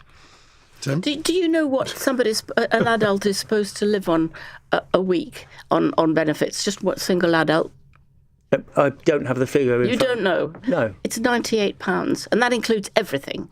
Your transport, your bills, your electricity, everything. Do you think £98 for an adult to live on is adequate? No, but I think what happens is if you conflate real poverty, grinding poverty, with so-called relative poverty, and that you essentially put many, many more people on welfare who could work, the way out of poverty is paid work. Of course, in terms of the family, in terms of that person paying taxes and being good citizens. Despite what Polly says, there are people in Britain today, one household, they go out to work, they do the right thing, and actually they are earning almost nothing more than the people who stay at home that day on welfare. There are so many people in that position now, there is no incentive to do the right thing. And until we change that, that's why we have to make work pay. And that's why we're lifting the minimum wage and the living wage, and that's making a real impact. But this debate has been going on 20 years. More than that probably. Yeah. But it's a debate when Ian Duncan Smith was coming forward with his It's not since the Paul Law, says Polly. Okay. not the poor law. Since she said since. Shroud-waving nonsense from The Guardian. It's not the poor Listen, law. you didn't even know what people had to live on. I'm not a professor Now of you're welfare calling it policy. shroud-waving. It is shroud-waving because every change that any government, including Blair's government, brought forward, The Guardian said, the poor people have got nothing to eat. The Tories hate the rich, hate the poor, they love the rich. It's nonsense. What we need to have is a consensus, all of us, to try and make sure that people who want to work can work, and only those who absolutely can't work are assisted with welfare. But why did food banks and baby banks explode on your watch? Why were nurses... They've exploded all over Europe. It's not just in this country. I mean, they exist in Germany, they exist in Switzerland, And they haven't they shrunk exist in since you come France. to power, actually. They are now got a regular fact of life. Said they've been reducing the number of food parcels. So we are. That's at the heart of what we're trying to do. We're a government that's absolutely committed to reducing poverty. We've lifted 500,000 children out of poverty by lifting the 2-child cap. And so you can't tell me that a child, just because they have 2 brothers and sisters, they have any less entitlement to have the same support to flourish in their life as others. I agree, Anna, but why are you polling 18% in the polls? Why are you going to get smashed to smithereens in the northeast of England tomorrow? Because working people cannot see these changes. Not in Redcar, they're not, because there's no election. No, but then Hartlepool is not going to be great. Right, I'm going to draw this to a close. Very entertaining debate. We'll move on to something else in just a second. It's 8:33 News Headlines with Daryl Jackson. The US military says it shot at and disabled an Iranian-flagged oil tanker attempting to sail to an Iranian port near the Strait of Hormuz. It says the American blockade remains in full effect. A virus hit cruise ships left Cape Verde for Tenerife, despite the Canary Islands president not wanting it to dock. Spain claims it was suggested as the best place for remaining passengers to disembark by the World Health Organization. And an investigation by LBC has found dozens of businesses who previously backed Labour are now abandoning the party. Of the more than 120 companies which signed a letter of support in 2024, just 17 say their position hasn't changed. LBC weather cloudy for many overnight with patchy rain in the west, dry in Northern Ireland and the southeast, a low of 2 degrees. This is LBC. Wrong tool for the job? Don't make that mistake with your van. Get up to 30% off selected new Toyota vans with a warranty up to 10 years or 100,000 miles with every qualifying routine service. Visit your nearest Toyota centre or visit toyota.co.uk/van savings for more details. Savings on selected vans ordered by the 30th of June 2026. UK residents, see toyota.co.uk for full details. T's and C's apply. Switching to Vodafone full fibre broadband is now as easy as pie. Oh, freshly baked. It's a walk in the park. Hello, little fella. It's like taking candy from a baby. Come on, as if I'd do that. With One Touch Switch, it's easy. We sort everything out for you. We even contact your current provider. Plus, we'll help towards leaving fees. Switch today to full fibre broadband with Vodafone. Up to £200 credit to cover leaving fees. More information and terms at vodafone.co.uk/broadband. I'm in the kitchen with Charlie Bigham. So what have we got here, Charlie? My brand new pan-fried pad thai noodles. Noodles? But you're Mr. Fish Pie guy. Guilty. And while ovens rule at roasting, the pan is king of noodling. Whether it's pad thai, yakisoba or laksa, finding that perfect texture is a bottomless noodle rabbit hole. But all I have to do is stir it in the pan for 6 minutes, right? Bingo! Try the new Charlie Bigham's Asian pan-fry noodle range. Handmade in my kitchen. Pan-fried in yours. Cross Question with Iain Dale. Watch live on our free Global Player app or the LBC app.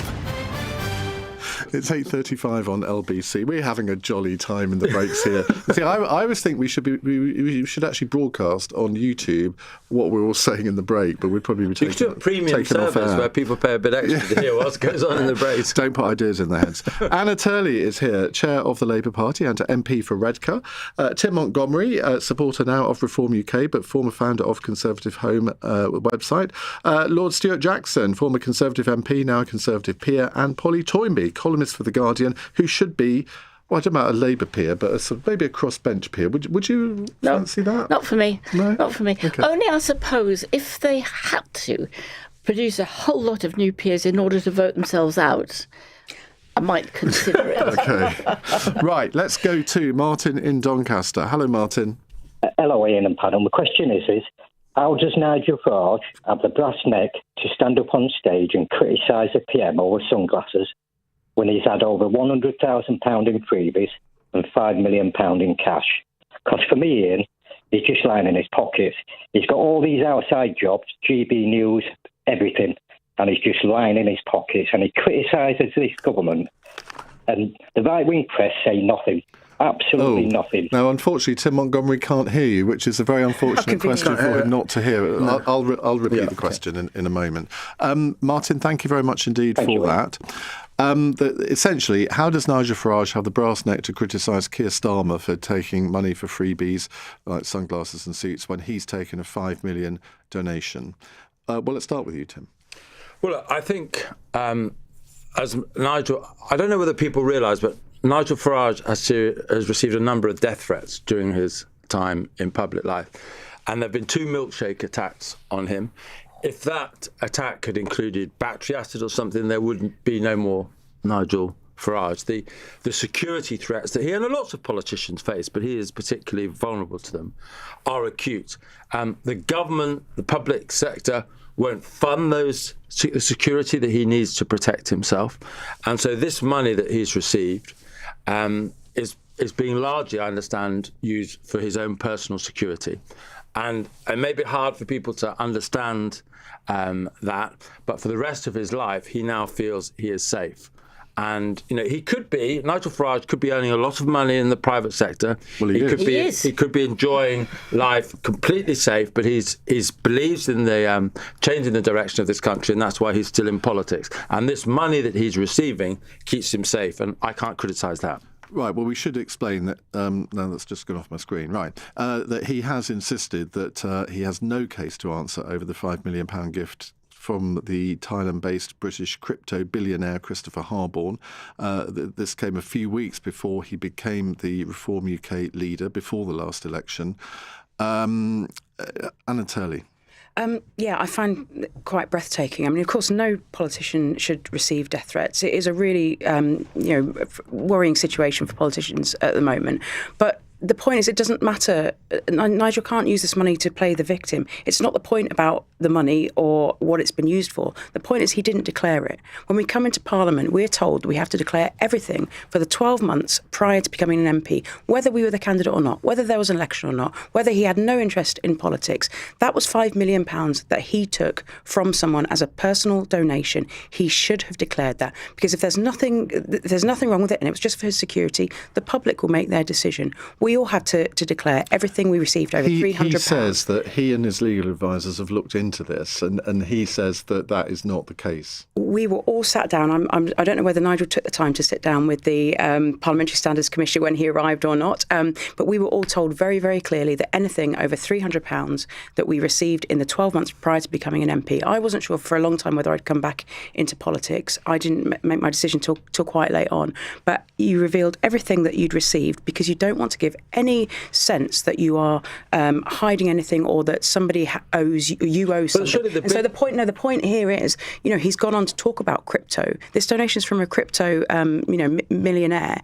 He's gone on to talk about why he wants the UK to be the world's leading crypto country. So if you've received, if you received a £5 million donation from a crypto millionaire, it's absolutely right that he should have declared that before coming into Parliament. Wouldn't it have been just the safest thing to do to declare? Yes, I agree. It would have been the safest thing to do. But the bigger issue, and Anna's completely squirmed away from addressing this, is the fact that I don't think anyone around this table would deny the real security threats to Nigel Farage.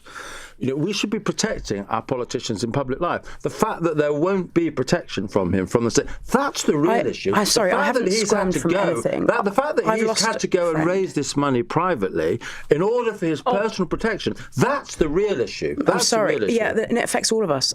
I carry a fob with me. We all live our daily lives as politicians. Everyone is vulnerable, but there is a particular set of death threats to Nigel Farage, which he's had to raise money for privately, and surely that's something you could even begin to acknowledge. He's more than entitled to raise money for security. I have absolutely no problem with that, but he should declare where it comes from and who gave it to him. We're agreed on that. But the issue that the state hasn't provided any security, that is a problem. He wasn't a politician at the time. You can't have it both ways. Either he wasn't a politician and he didn't have to declare it because it was private money. But he hasn't been able to get support since he's become a politician. All MPs have security on our house. As I said, we're given a fob. We are given security. If we have a surgery, I can have personnel there with me.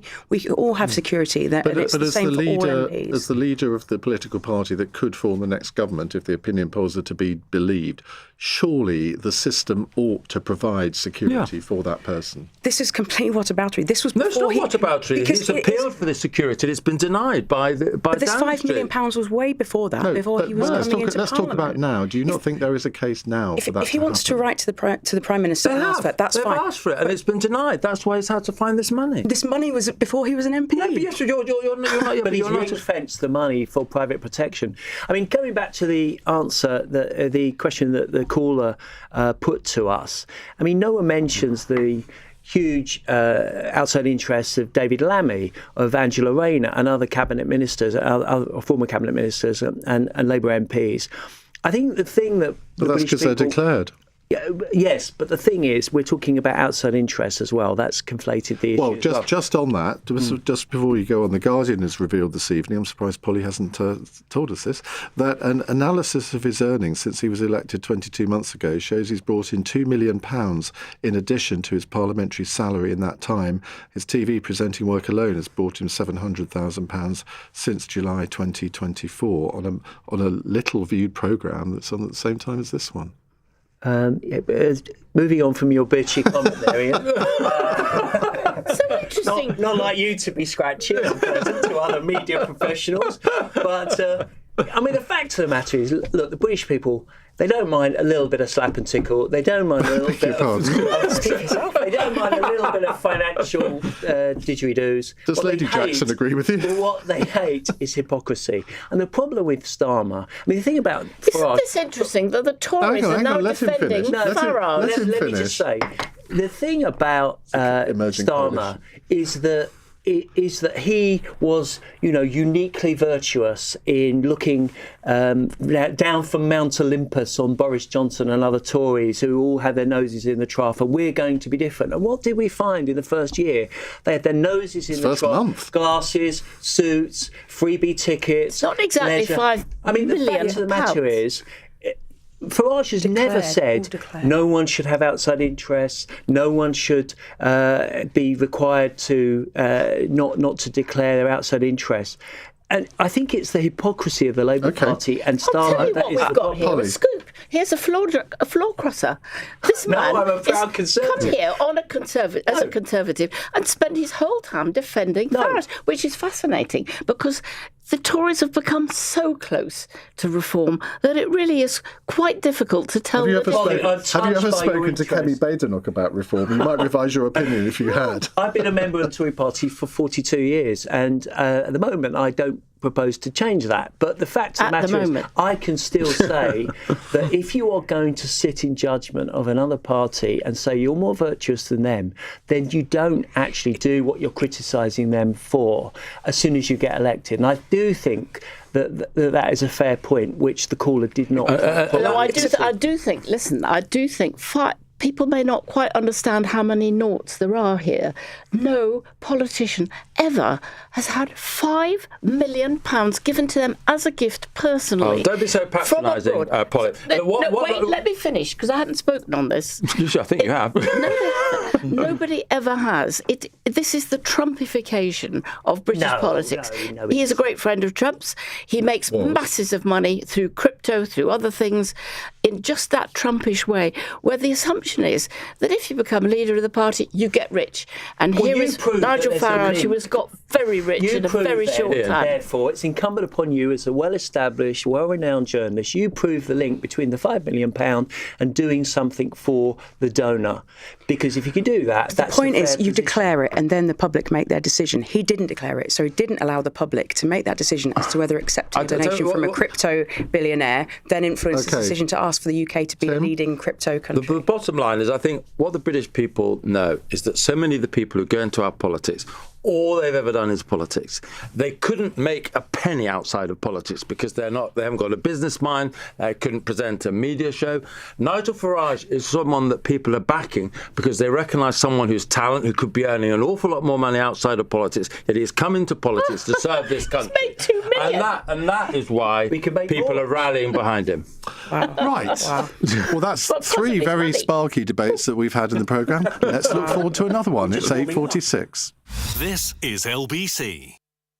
Take Irish ferries from Dover to Calais, where your pet travels in the pet lounge. You'll be barking not to. Irish ferries. See travel differently. The Boy Who Harnessed the Wind is a bold and uplifting new musical based on the incredible true story of 13-year-old William Kamkwamba, who dared to dream big against impossible odds. Don't miss the West End premiere, playing now at Soho Place for a strictly limited run until the 18th of July. Book now at sohoplace.org. At John Lewis Money, we know your home is more than an address. It's the sunlight pouring in. Well, sometimes. The coffee on tap and the best spot on the sofa. It's why our home insurance is thoughtfully designed with 3 levels of flexible cover for the home you've created. Because when you notice the details, you notice the difference. Search John Lewis Money. Terms and exclusions apply. John Lewis Finance Limited is authorised for insurance distribution and credit broking by the Financial Conduct Authority. Hey, Marcus Waring here. Cooking a balanced meal is my forte. But did you know most of us aren't getting enough omega-3 in our diets? Life often gets in the way. So I top up with 7C's omega-3 max strength. It helps support my heart, brain and vision so I can keep doing what I love. 7C's omega-3. Keep doing what you love. Daily 250 milligrams EPA and DHA supports normal heart function. Daily 250 milligrams DHA supports normal brain function and vision. NDNS 2019-23. McDonald's breakfast is turning up the heat with a spicy new twist. Calm down, not that spicy. Breakfast is for savouring, not suffering. Introducing McDonald's breakfast with Frank's Red Hot Ketchup. A spicy breakfast suitable for the morning. Until 8th of June, served until 11 a.m, subject to availability. Cross Question with Iain Dale on LBC. 8:48. Anna Turley, Tim Montgomery, Stuart Jackson and Polly Toynbee with us taking your questions. Here's one from Kai, who says, last week Parliament's newest MP, Hannah Spencer, hit the headlines over comments about the drinking culture in Westminster. Is this another example of Westminster being completely out of touch, or is there nothing to see here? Now, the new Green MP told the Politics Joe podcast that everyone is going in to vote and some people have been drinking in between. There is a room where I go past and I double back and looked in because people are just sat having a drink. But again, that is a job. I can't imagine if a cleaner did that or someone working in a bank had a few drinks and went back to work smelling of alcohol, that wouldn't happen. Let's combine this with the subject of our 9 o'clock hour where Michael O'Leary, the head of Ryanair, wants to ban drinking at airports early in the morning. I think there's a crossover there somewhere. Anna, do you like a little tipple in the bar before a vote?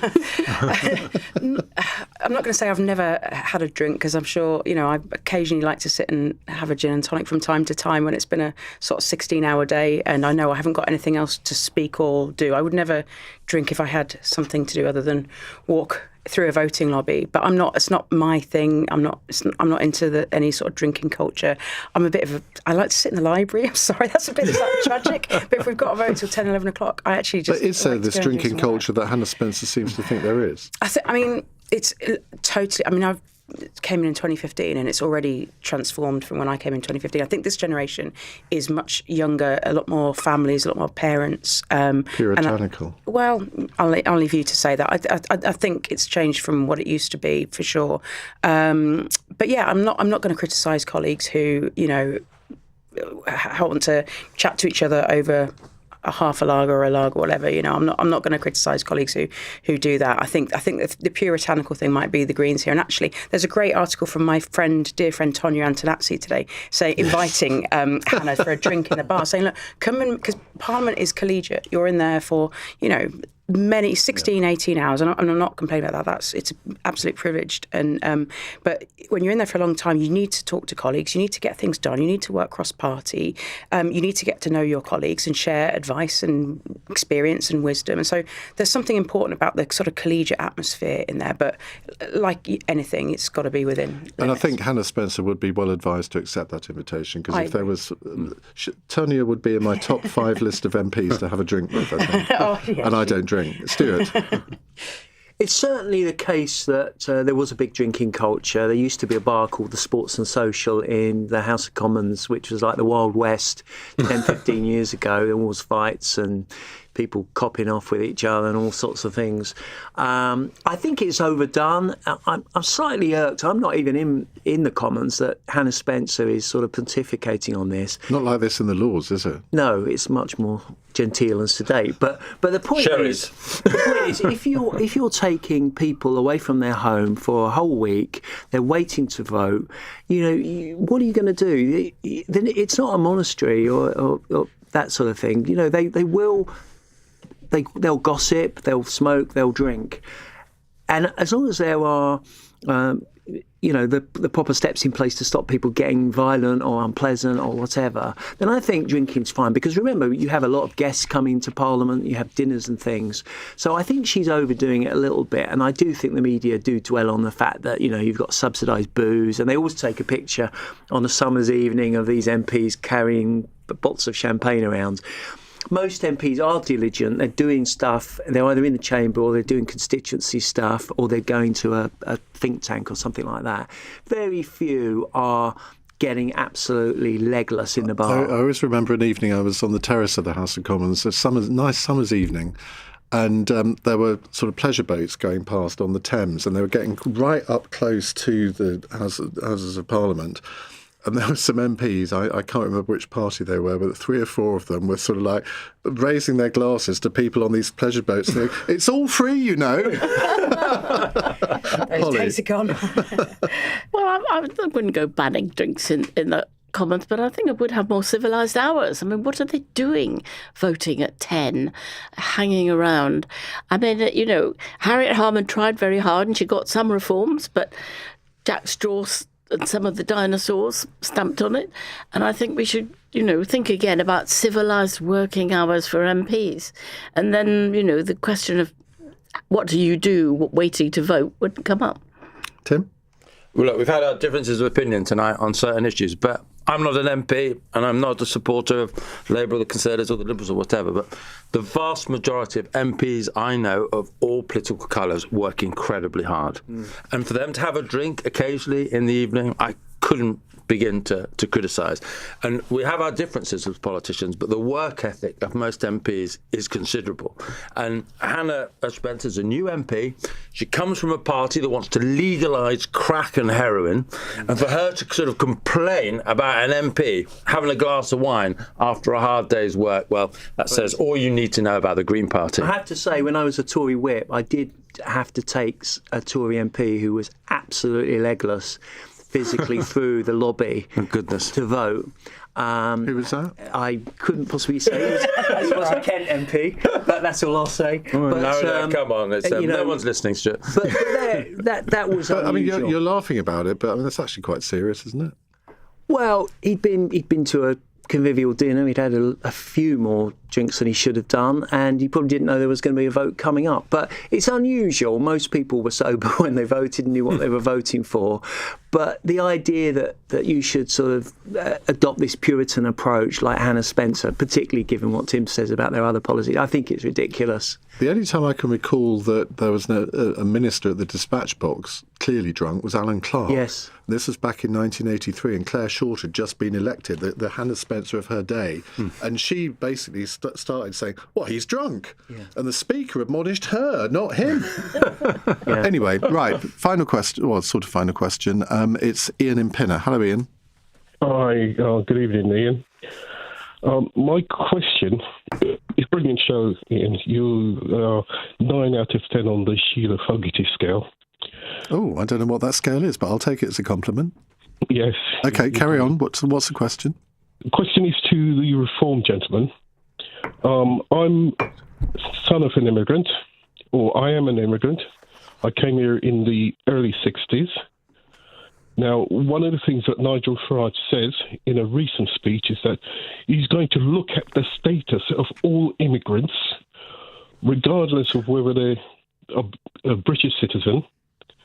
We've settled here. Okay, listen, Ian, we've only got 3 minutes left on the hour, Okay, so I've got the summary of your question, Ian, and correct me if I'm wrong, but should immigrants be deprived of state support? Is that right? That's right, because we're different. Okay.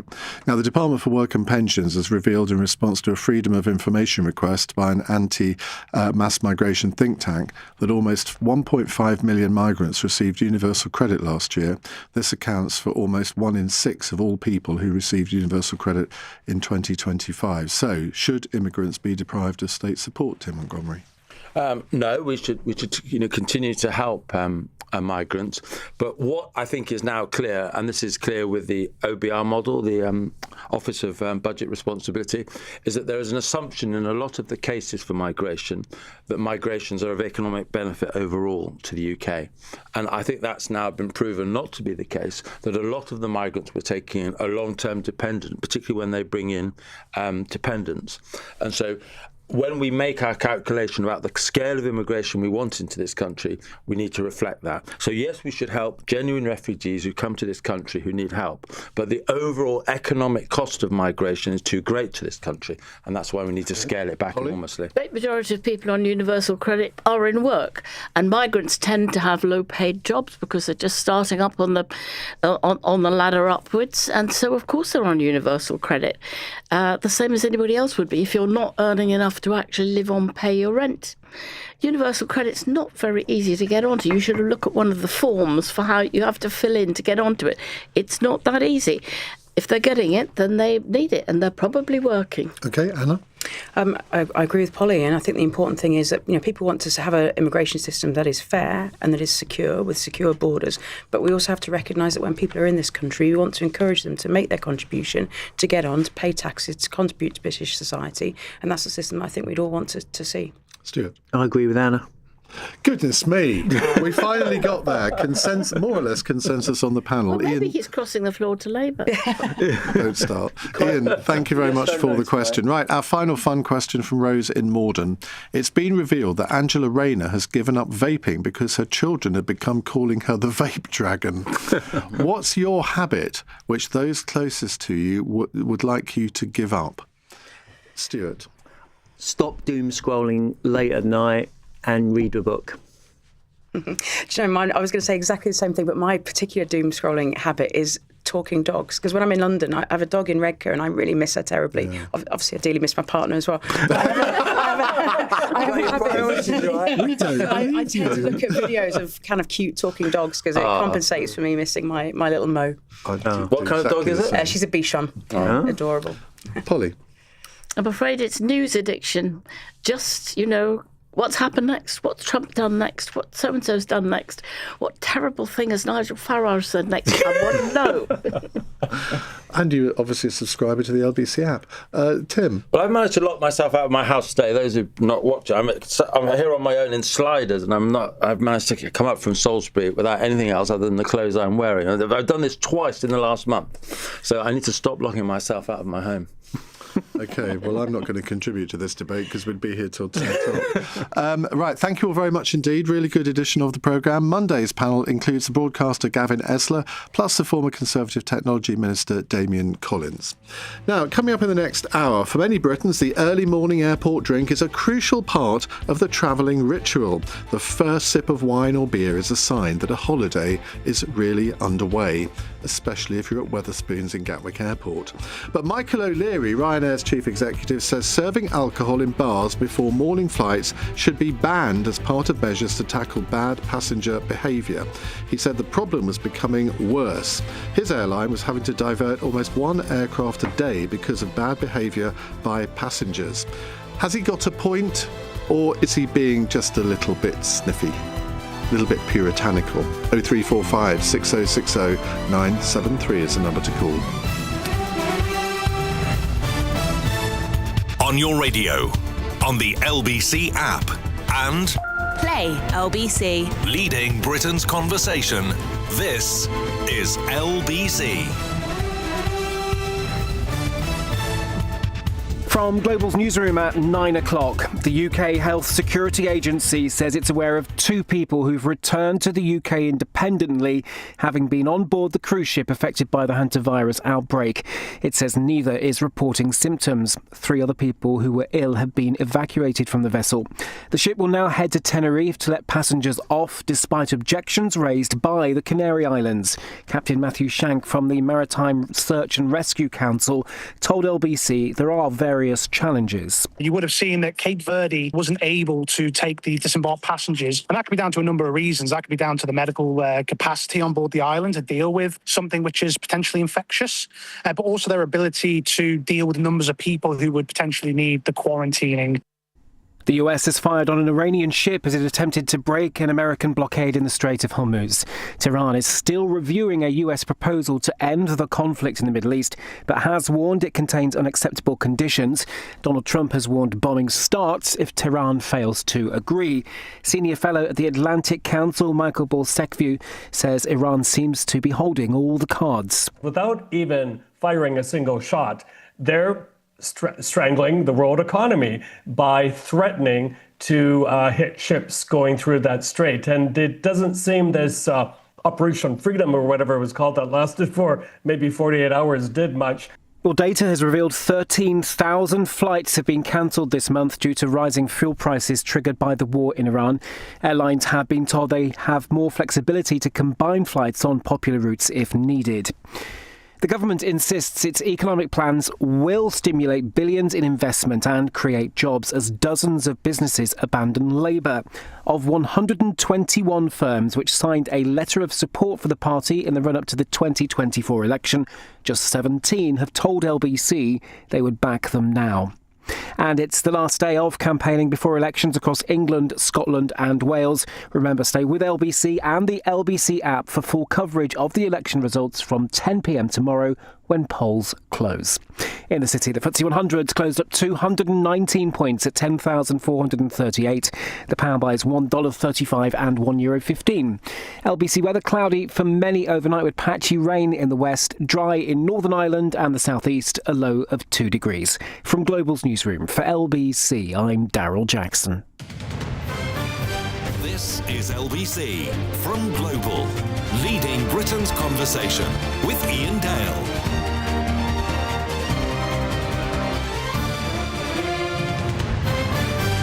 Hello, a very good evening. It's 9 on LBC. This is not the question I'm asking you in this hour, but it is allied to it. Do you think that as a society, not just in this country actually, but overall, do you think we are becoming much more puritanical? I think younger generations are far more puritanical than my generation was in all sorts of things, not just in terms of drink, but in terms of sex, in terms of drugs. I think that there is this growing sense of disapproval of anything that is sort of vaguely intoxicating. Now, I'm not saying that's necessarily wrong, but if we go back to the days of prohibition, which we've never really had in this country, but certainly in America they did. If we go back to disapproving of everything that actually gives people pleasure, I just wonder where as a society we're heading and what kind of new draconian laws various political parties might want to bring in. And we touched on that in the last hour, didn't we, with this new Green MP, Hannah Spencer, sort of complaining about drinking in the House of Commons. And I'm thinking, well, you've only been there a few weeks. I mean, have you really had enough time to form a judgment on that? And as Tim Montgomery said, and yet you represent a party that seems to want to legalise crack, cocaine and heroin. I mean, there is a bit of a dichotomy there, isn't there? So when I saw this story about Michael O'Leary, the head of Ryanair, this morning, I thought, well, it would be probably a good fertile ground for discussion. And he's complaining about the number of people that get on his flights drunk. Well, first of all, they shouldn't actually be allowed on the flights. They shouldn't be able to get through the gate if they're clearly drunk. But the fact is that they have been able to get drunk, even on an early morning flight, because where was I going recently? I was at Gatwick. I don't actually take many flights, but I was in Gatwick going somewhere, and I had a little breakfast in Wetherspoons, as is my wont. And I mean, people were drinking sort of pints of beer at 6 o'clock in the morning. And I did think to myself, that's just weird. But it's explained by the fact that most people, if they're going on holiday with Ryanair, they're probably going to a hot climate, and your holiday starts at the airport, doesn't it, I suppose? So you start as you mean to go on. And being British, we British have always had a little bit of a problem with our drink. You go back, you look at the cartoons of the 18th, 19th centuries. You look at the state of our sort of armed forces when they would, or the Navy would visit ports. And I mean, the first thing they would all do is get off the ship and go and get blind drunk. Now, I'm not saying that we're the only nationality that does that, but we are certainly a country that has its issues with drink. We all thought that that 24-hour drinking would mean that we would have a more continental approach to drinking, and that we wouldn't all sort of go out on a binge session because we knew the pubs were going to close at 10:30 or 11 or whatever it used to be. That proved to be a bit of a false dawn, didn't it? So what's been your experience of early morning drinking at airports? Have you been on a flight where you've thought, look, there are drunk people on here, I don't actually feel safe? I'd love to hear the experience of flight attendants and pilots, because there will have been occasions when you've had to make a decision to divert the plane, to get those people off the plane. But if the bars had been shut at the airport, the fact is they wouldn't have got on the plane, would they? They wouldn't have been able to get bladdered at the airport at 6 o'clock in the morning before your 7:20 flight to Malaga. And I'm really not looking down my nose here. I don't drink generally, although I did have a Pernod Black the other night, but I don't drink generally. And I don't disapprove of other people drinking. But I don't enjoy the sight of drunk people, because generally drunk people, if they are very drunk, something unfortunate is bound to happen. They're either going to say something bad to somebody, or they're going to do something bad which will have an effect on their fellow passengers. So is it time that we changed our laws? Because apparently airports don't come under our licensing laws. I only found this out as listening to someone this morning talking about it. That seems a little bit odd, doesn't it? So is that something that should be addressed? Do you think it would be a good idea to ban early morning drinking at airports? Or, dare I even say it, if I'm going to be completely puritanical, which I'm not, but do you think that all bars at airports should be closed? Well, that's not my view. I want to make that very, very clear, but I can understand it if there are some people saying that. So Michael O'Leary has raised this.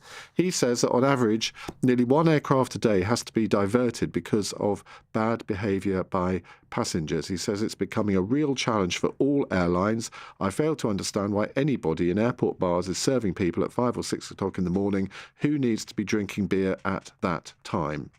Well, it's a free country. I mean, that's the answer to that, isn't it? It's a free country. And if bars can be open, I mean, who is Michael O'Leary to tell Wetherspoons that they're not allowed to open their bars in restaurants at 5 or 6 o'clock in the morning? 0345 6060 973. Tim Jeans joins me, former commercial director of Ryanair, also former chairman of Newquay Cornwall Airport. Tim, good evening to you. What's been your experience of this, particularly as a former pilot? Well, good evening. I can't claim to have been a pilot. Sorry, apologies, with Ryanair. But I was travelling every single Sunday night between Manchester and Dublin to work. As you can imagine, on Sunday evening, there were many, many football fans who'd been over to Manchester or Liverpool for the weekend and were enjoying their final few pints before they got on the plane. To say that the atmosphere at the gate could be quite lively would be an understatement. But believe it or not, once they were on the plane, within, I'd say, 5 minutes of takeoff, you could hear a pin drop because they'd all fallen asleep.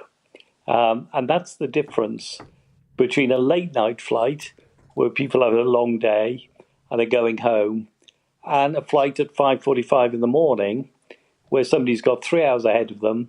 They've probably been up all night. They've been sleep deprived. They've probably stood for an hour in a security queue.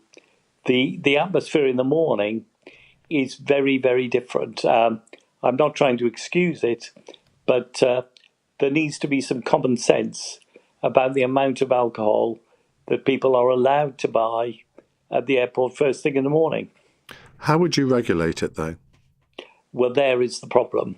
You could, in theory, ask people to show their boarding card before they buy or as they buy their drink. But of course, we all know if you're buying drink for friends and family or a group, you're not going to be able to do that. So the difficulty is policing it. Now, what used to be the case was that the gate staff denied the passengers who were clearly inebriated, who were clearly going to misbehave on board, they would be denied boarding. And now the flight would be inevitably be delayed quite considerably in some cases, because you then have to find their bags in the hold, reconcile those, get the passengers back through security, and the plane inevitably is going to be half an hour late taking off. But of course, that is a small price to pay comparing with having to divert a flight en route, which costs many, many thousands of pounds, and of course inconveniences not only the people on the way there, but the people waiting for that aircraft to come back to their destination.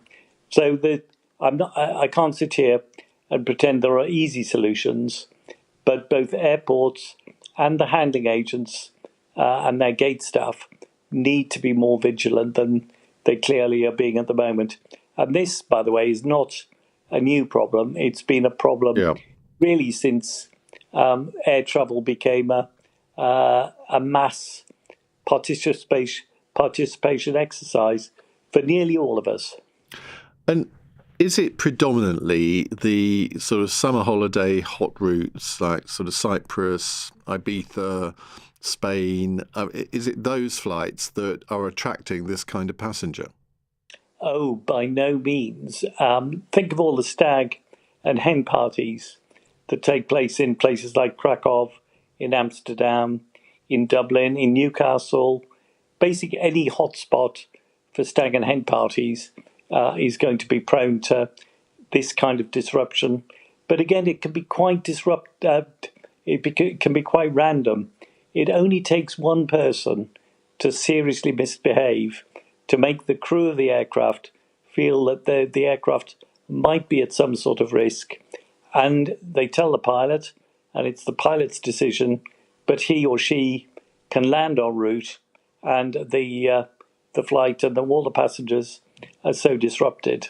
So it's, yes, the inclination is to think that it's the early morning flight to Ibiza or Mallorca, but it really isn't. It could be to Istanbul or India. Exactly the same kind of syndrome would apply in both cases. See, I'm trying to think. I don't fly. I probably only fly 2 or 3 times a year. I'm trying to think if I've ever been on a flight where this has been something that I've noticed, and I have to say it hasn't. But I think what I might do in the next section is to get in my producer Corey, who's just been on a stag do to Prague and did actually tell me earlier in the day, he'll kill me for revealing this, that he did have a pint on his early morning flight. I mean, Tom is shaking his head in disbelief that Corey could do this, but he may need to come in and account for himself. Thank you very much indeed, Tim. That's Tim Jeans, former commercial director of Ryanair, former chairman of Newquay Cornwall Airport. So what's been your experience? Have you been a passenger on a plane and you've witnessed this? If you work on a plane, if you're a flight attendant or pilot, give me your experiences. Is Michael O'Leary exaggerating this for whatever reason, or is this a common occurrence? 0345 6060 973. You're listening to LBC. I'm Iain Dale. It's 9:15. This is LBC. Octopus Energy is now Britain's biggest energy supplier, trusted by over 8 million customers, because we do things differently. When you call, you'll speak to a real person. No robotic scripts, no computer says no, just an honest conversation with someone who actually wants to help. Join the millions who've already made the move. Octopus Energy, recommended by Which a record 9 years running. Visit octopus.energy/better for verification. The following is from TfL. My name was Luna, like the moon. I was 2 days short of my 17th birthday when I was killed. My killer wasn't a bad man. He had a rescue dog called Frank and rang his mum every Sunday. He wasn't a speed freak. He just thought it was okay to go a few miles an hour over the limit. But that was enough to knock me off my bike and kill me.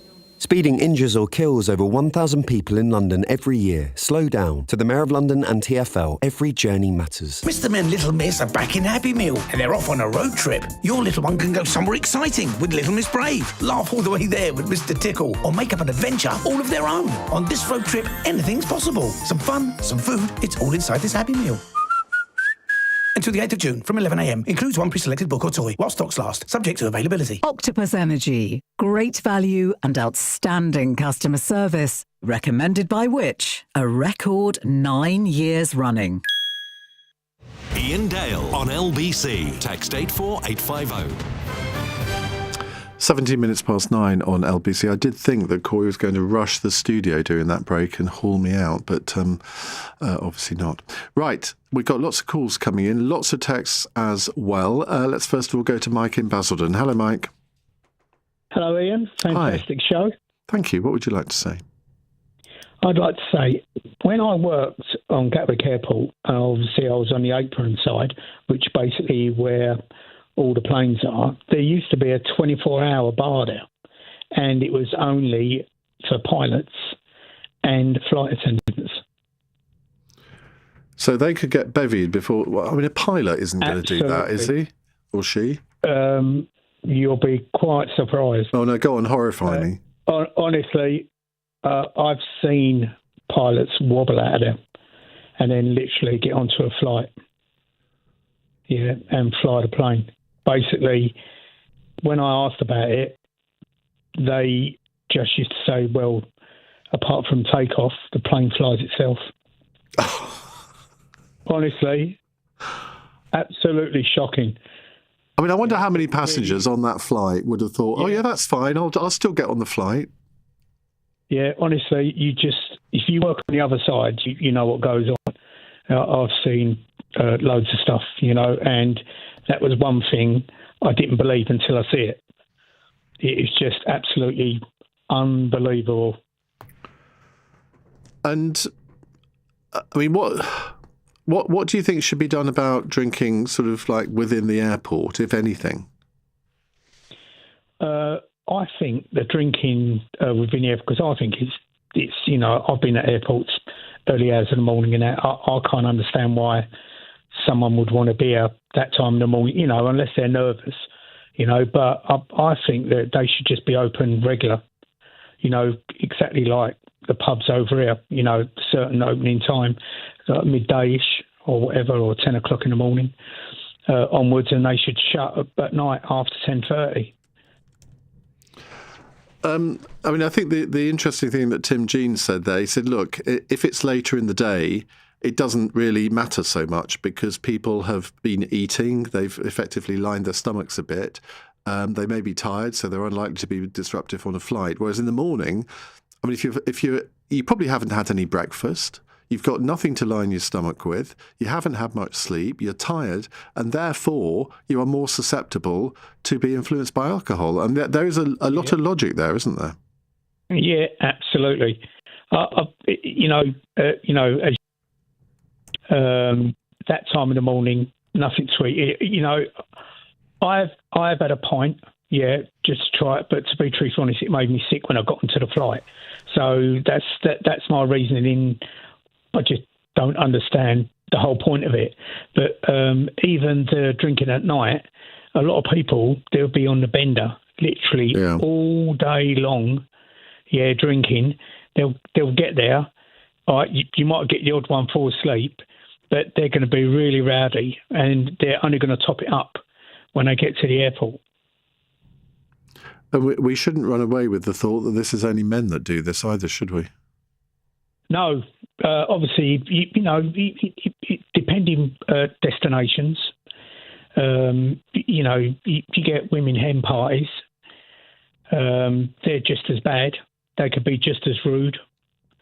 whether it's men doing it or women doing it, but the worst of it is, if you can have a flight that is just completely full of men that are drunk or women that are drunk, that'd be fine. But when you've got kids involved, or even elderly people, it's not too good, is it? No, and I think if it is particularly a longer flight, say you're going to, I don't know, the Canary Islands, what's that? Is that 3 or 4 hours? I mean, and you're sat next to this group. I mean, it's a pretty unpleasant thing. Absolutely. It's just, it's sort of like a nightmare. There's something you just can't do. You either, if you know what I mean, you don't know if you say something, it could flare up. And then, the flight attendants, they're the ones that have to deal with it as well. Yeah, they're the ones I feel most sorry for, because well, apart from the passengers, they're also suffering inconvenience. And I suppose they must all have, in fact, if you are a flight attendant, tell us what training you have to deal with passengers like this, because there must be set procedures, which I guess would be followed by every airline. Yeah, and like, their job's hard enough as it is. With up and down the aisle, they've got certain cells, certain things. But the thing is that they have to answer to the pilots as well, because if, sort of rowdy, they've got to act in a certain way. They've got to try and control it, and if it gets out of hand, they're the ones that get in trouble. Yeah. That's what people don't realise. Mike, thank you very much indeed. Text here from Mark in Minchinhampton. Never heard of that one. Don't know where that is. I've certainly had a drink at an airport at some ungodly time before an early flight, but I've never caused any upset in the process. Well, you don't think you have, Mark. Having said that, I was on a cheap flight to Ibiza recently, and the scenes were eye-opening. The air stewards were screaming at people to sit down as we were about to land. I can't describe how shameless the chavs on the plane were that morning.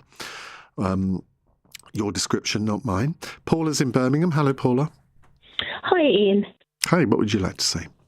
I've been recently flying with Ryanair more than I care to, purely because they fly from Birmingham Airport. That's convenient to me. Birmingham Airport, I don't know about other airports across the country, but they have lifted the 100 millilitre restrictions on liquids coming through. So a lot more people are bringing in their own spirits, for example, because it's cheaper than buying it at the airport, as well as cheaper buying it on Ryanair flights. For me, the inverted commas spoons epidemic means that people don't really care when they are drinking, what they're drinking really. They're obviously very happy to have a Wetherspoons at the airport and to consume all they can on it. On the recent flight to Barcelona, the air host, the cabin crew did ask that people did not drink or consume alcohol bought at duty free, but I don't think anyone had bought any alcohol at duty free, but they were still consuming alcohol. So do you think that there needs to be some change in the licensing system? Because, as I said, apparently airports, they're not subject to the same licensing system. I think there needs to be a change in people's attitude. People just like to drink, and I say people. Certain people just like to consume alcohol, whether that be on the 7 a.m. train to, I was going to be really bad and say West Ham game, but that's the last one I experienced. To be fair, it was Villa fans going to West Ham, so they were the ones drinking on the train. But it seems to be, it's a culture for many people. If you're going somewhere early in the morning and you're going to have a good time, then you'll have a drink on the way there, whether that be on the coach or that be on the train or at the airport. I never understand this thing about you have to have a drink to have a good time. I'm okay with sparkling water, but I appreciate that other people need other forms of gas. Next Sunday, I've got to get a train from King's Cross to Newcastle because I'm going to see Newcastle probably beat West Ham. Because don't do that, Tom. I'm a glutton for punishment, and I'm getting like an 11 o'clock train from King's Cross, and I'm thinking it's going to be full of West Ham fans, completely bevied. So I will have experiences to report from that, I'm sure. I wish you luck in both. I might need to upgrade, I think. Paula, thank you very much indeed. Actually, I am flying from Birmingham in August. I'm going to Dublin. I'm going to Jackie Smith's wedding. And then the next day, I'm going to fly from Birmingham to Dublin, presumably on Ryanair. So again, I will have experiences to report.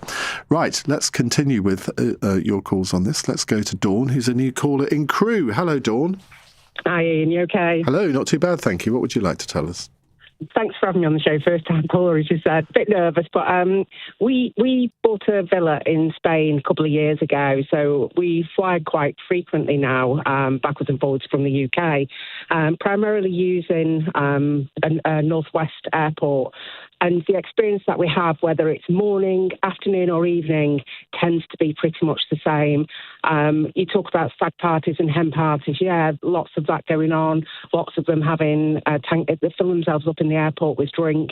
And then the experience for everybody else on the plane, whether they are an air steward or another passenger, as one of your previous callers said, children, we're all subjected to what they think is just a jovial outcome.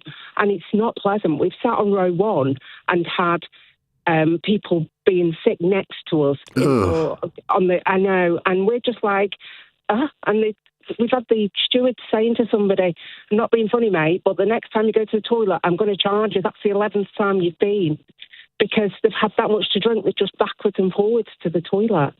And they just think it's funny.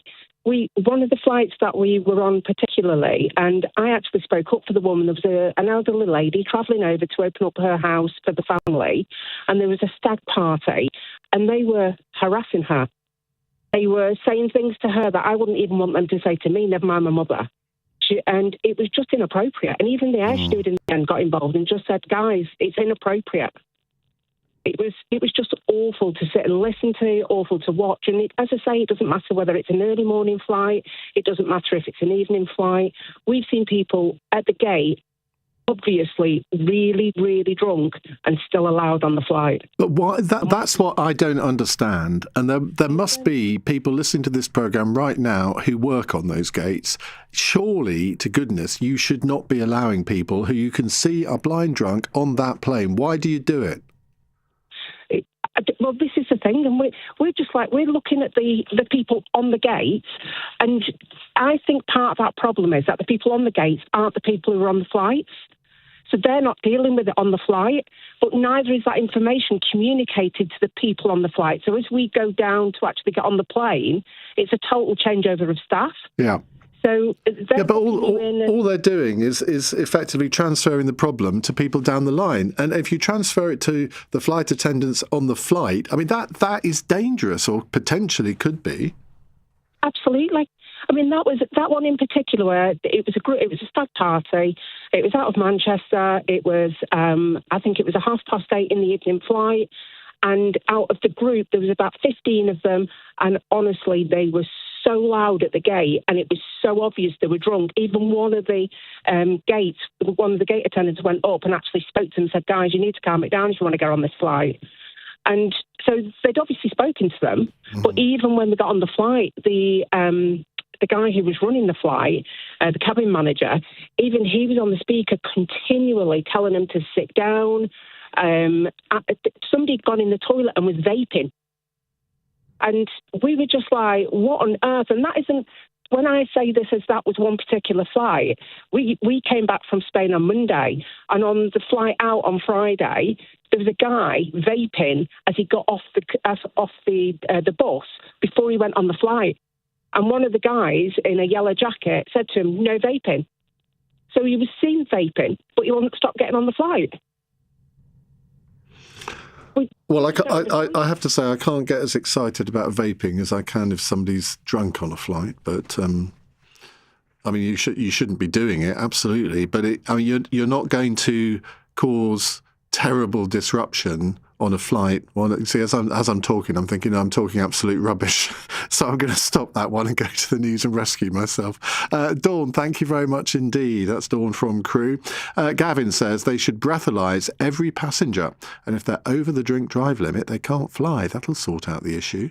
Yeah, that will add another sort of half an hour onto people getting on the plane, won't it, if you do that? But maybe if somebody is obviously a bit drunk, then maybe you just do them. But you couldn't breathalyse every single passenger. Well, I suppose you could, but I'm not sure that it's really warranted to do that, is it? Right, it is 9:30. Let's get the latest news headlines on LBC with Daryl Jackson. Health authorities say 2 people have returned to the UK from a cruise ship hit by hantavirus. The public health body, the UK Health Security Agency, added they're now self-isolating and weren't showing symptoms. The US has fired on an Iranian ship as it attempted to break an American blockade in the Strait of Hormuz. Tehran is still reviewing a US proposal to end the conflict in the Middle East, but has warned it contains unacceptable conditions. And an LBC investigations revealed the scale of frustration British businesses are feeling towards the Labour government. Of the 121 companies which signed a letter of support for the party prior to the 2024 election, only 17 say they would still publicly back them. LBC weather cloudy for many overnight with patchy rain in the west, dry in Northern Ireland and the southeast, a low of 2 degrees. This is LBC. Close your eyes. Take a deep breath and come on in to Classic FM Calm, LBC's soothing sister station.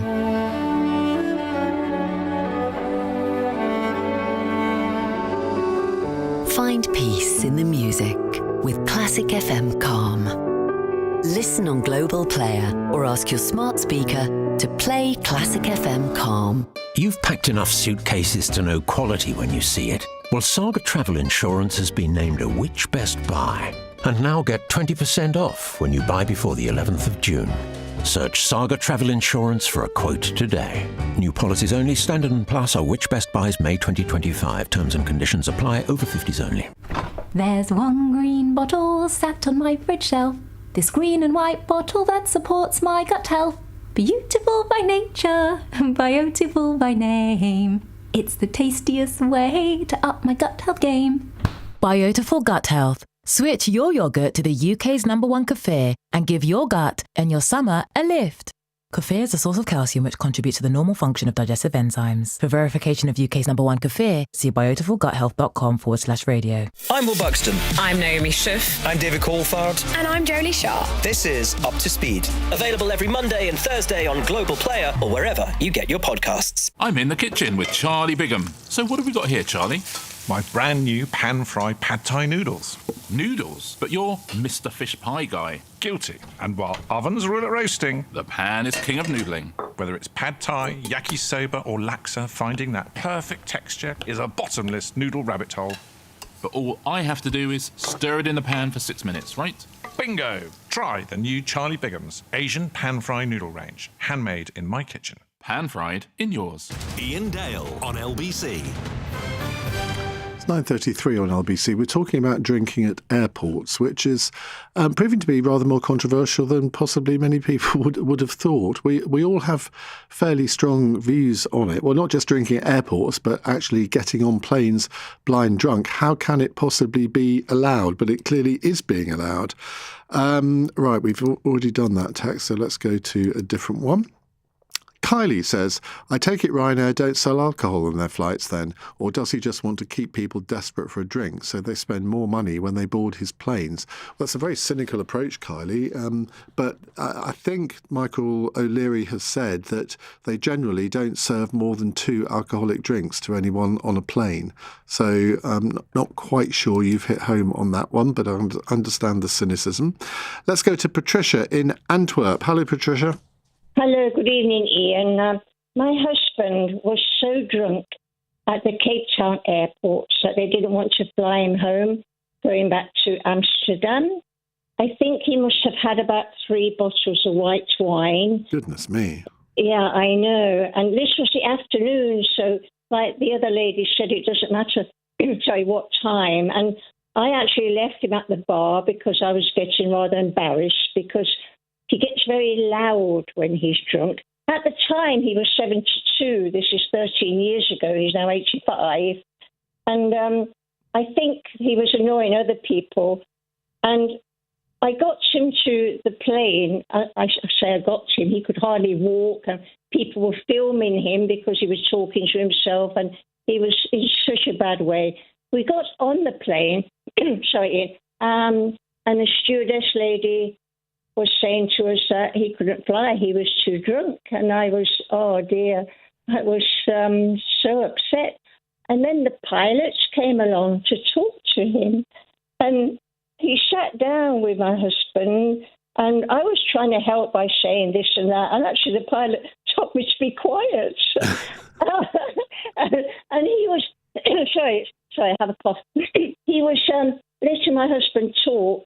And Chris, my husband Chris, he was telling him about the war he was in the Netherlands in 1960, because he's a Netherlander. And he was just talking in a general way. So the pilot told the stewardess, yes, we could fly home, but he couldn't have any more drink on the plane, and he had to be fairly quiet. So they put us at the back of the plane to try to keep us away from most people. It was an overnight plane.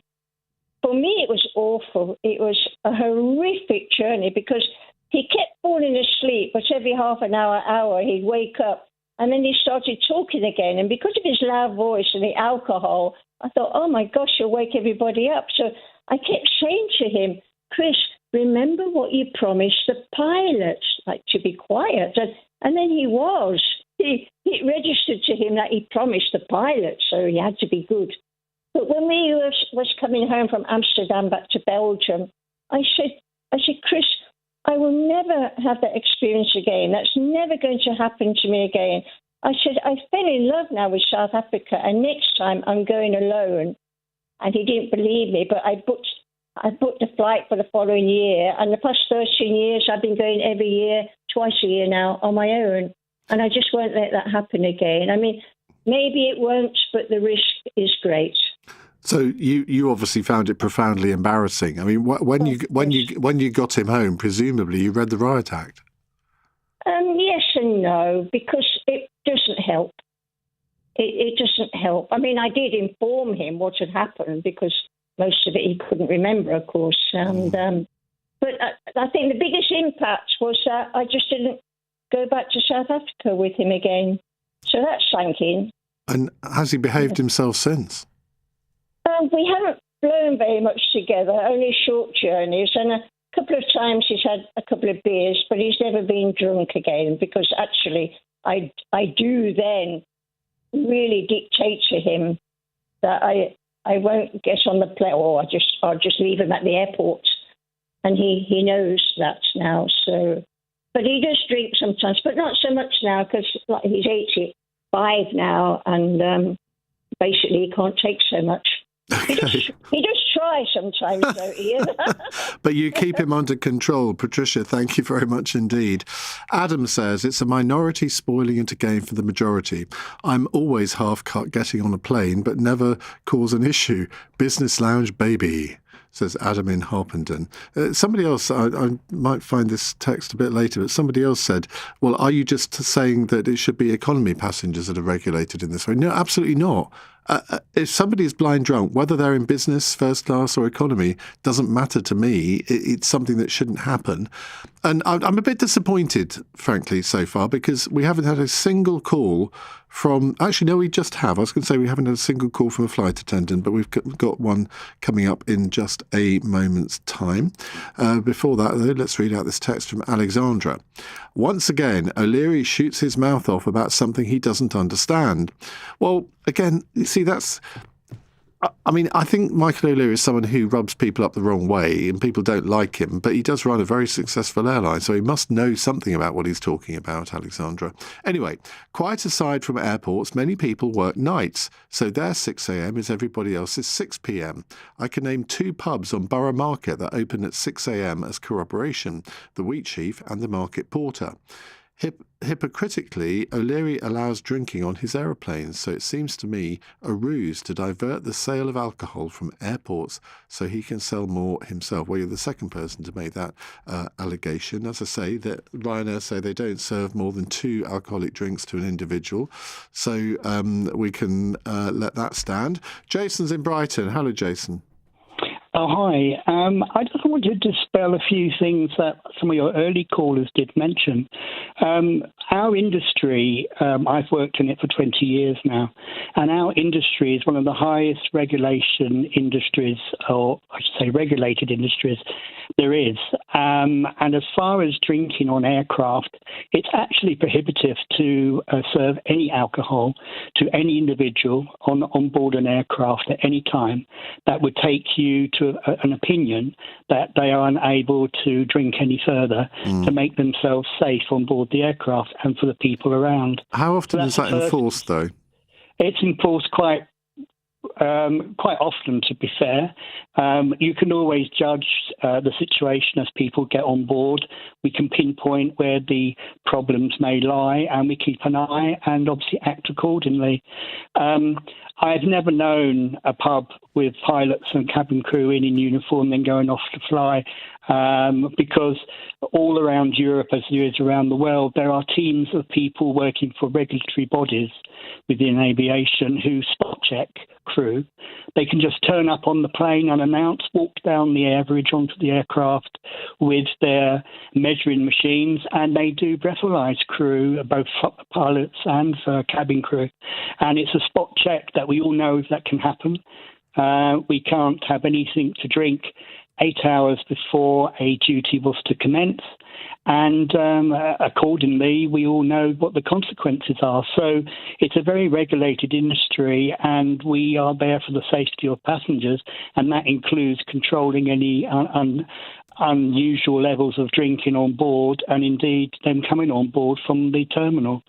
I do wonder if the likes of other airlines and their policies may dictate that they would prefer to serve drinks on board aircraft rather than in the terminals. But the same result actually is that we do not allow people to become intoxicated on a flight. And if they are, we have to control that because it's the safety of everyone on board, not just those individuals. And what training do flight attendants get in terms of dealing with drunk people? A part of our 6-week training course, if you join an airline, and then you have a yearly recurrent training, whole sections of that course is to dealing with passenger behaviour, controlling passenger behaviour, and making sure that the flight is safe and the passengers within that aircraft are actually behaving in a safe way as well. So we are trained how to deal and to diffuse situations, to make sure that these things don't arise, and then to control. I mean, the ultimate thing is if it gets out of hand, or then a pilot has quite rightly will land and will divert, and they will offload the passengers. The end result is very expensive, and obviously that is put across to the passengers who have been actually diverted and disembarked because of their behaviour. Because at the end of the day, if you have a drunk, unruly group or individual on board, that affects the safety of the aircraft and the well-being of everyone on board. And it's just not acceptable. And most airlines, I would say, are very strict in their policies. I know we are. And it's there for the safety of passengers. We want to know that our passengers are on board the aircraft in looking forward to their holiday in a respectful way and not having their journey impacted upon a very small minority. And what's the worst incident that you personally have witnessed? To be honest, we've had many, but I would say the worst incident is it's the quiet drinkers who bring their own drink on board in water bottles, possibly, and then we miss the fact that they're drinking. We just think they're drinking water, and then the end result is they become uncontrollable, and then that obviously causes a huge problem. But again, we're trained to keep an eye out on that. We see everything as crew, from the great and the good, and also from the people who are intent to break the rules, and we just have to police it, really. Jason, thank you for your very informative call. Much appreciated. Alistair says, I think this issue generally tends to affect Ryanair customers and EasyJet customers. Don't see these issues when flying with other airlines such as Virgin, Emirates, BA or American. That's a very elitist view of the travelling world, Alistair. I'm sure that there are plenty of examples on all airlines, not just Ryanair and EasyJet. But I suppose you're thinking that it's generally those because they have the cheapest fares and therefore they will attract people more likely to go down to Wetherspoons. I suppose that's what you mean, but I'm not sure it's quite as simple as that. Right, keep your calls coming. Particularly want to hear from more flight attendants. Pilots, 0345 6060 973. What's the solution to this? Or do we just accept the system as it is? Or do you not think it does need to be tightened up a tad? It's 9:46 here on LBC. Coming up at 10 on LBC, Henry Riley. Business leaders who backed Labour are now turning their back on the party. How difficult is it doing business in Britain today? Plus, why do 2/3 of Gen Z adults not know about VE Day? Henry Riley at 10. Listen on our free Global Player app or the LBC app. At John Lewis Money, we know your home is more than an address. It's the sunlight pouring in. Well, sometimes. The coffee on tap and the best spot on the sofa. It's why our home insurance is thoughtfully designed with 3 levels of flexible cover for the home you've created. Because when you notice the details, you notice the difference. Search John Lewis Money. Terms and exclusions apply. John Lewis Finance Limited is authorised for insurance distribution and credit broking by the Financial Conduct Authority. When you're smiling, the whole world smiles with you. Life feels better with a smile. Banning Dental Group Clinics. Modern, comfortable and affordable dentistry for all. See online for our price match promise. Keep on smiling. Keep on smiling, keep on smiling, and the whole world smiles with you. banningdental.co.uk. How does it feel to face the storm head on? Go beyond the map. Drive into the extreme. Or win a Ford Explorer. Test drive one before the end of May and you could win one. Now how would that feel? Search Win a Ford Explorer. Ready, set, Ford. T's and C's apply. 25 plus only. See ford.co.uk for details. The Boy Who Harnessed the Wind is a bold and uplifting new musical based on the incredible true story of 13-year-old William Kamkwamba, who dared to dream big against impossible odds. Don't miss the West End premiere, playing now at Soho Place for a strictly limited run until the 18th of July. Book now at sohoplace.org. Iain Dale. Text 84850. This is LBC. 9:48 on LBC. Right, let's go back to your calls. We're talking about whether there needs to be more restrictions on drinking in airports, particularly early in the morning. 0345 6060 973. Now, several of you have accused me of something which I want to address. Let me just get this text up. Simon says, Iain, you've completely misrepresented the Greens' policy on drugs on the eve of the election, which is entirely irresponsible and arguably mischievous. The Green Party supports replacing the current drug prohibition with a public health approach, moving towards the legal regulation of all drugs, including Class A substances, to prioritise treatment over criminalisation. Yeah, I think I said that they want to legalise all drugs. Maybe I should have said decriminalise, but I mean, we can argue over the difference of that. Anyway, he continues, its policy framework focuses on harm reduction and market control. The war against drugs has failed. Criminalising drug users doesn't solve the issue, and we need to find a more workable solution. Wise up, please, and stop doing Reform's bidding. Nobody from Reform has bid me to do anything, I can assure you, but it is a fact that the Green Party's policy platform is to either legalise or decriminalise drug use. I mean, that is just a plain fact. So I don't think I've misrepresented their policy, but several of you have accused me of that. So I thought it only fair to address it. Right, let's go to Lizzie in Southsea. Hello, Lizzie. Hi, Iain. How are you? Good, thank you. What would you like to say?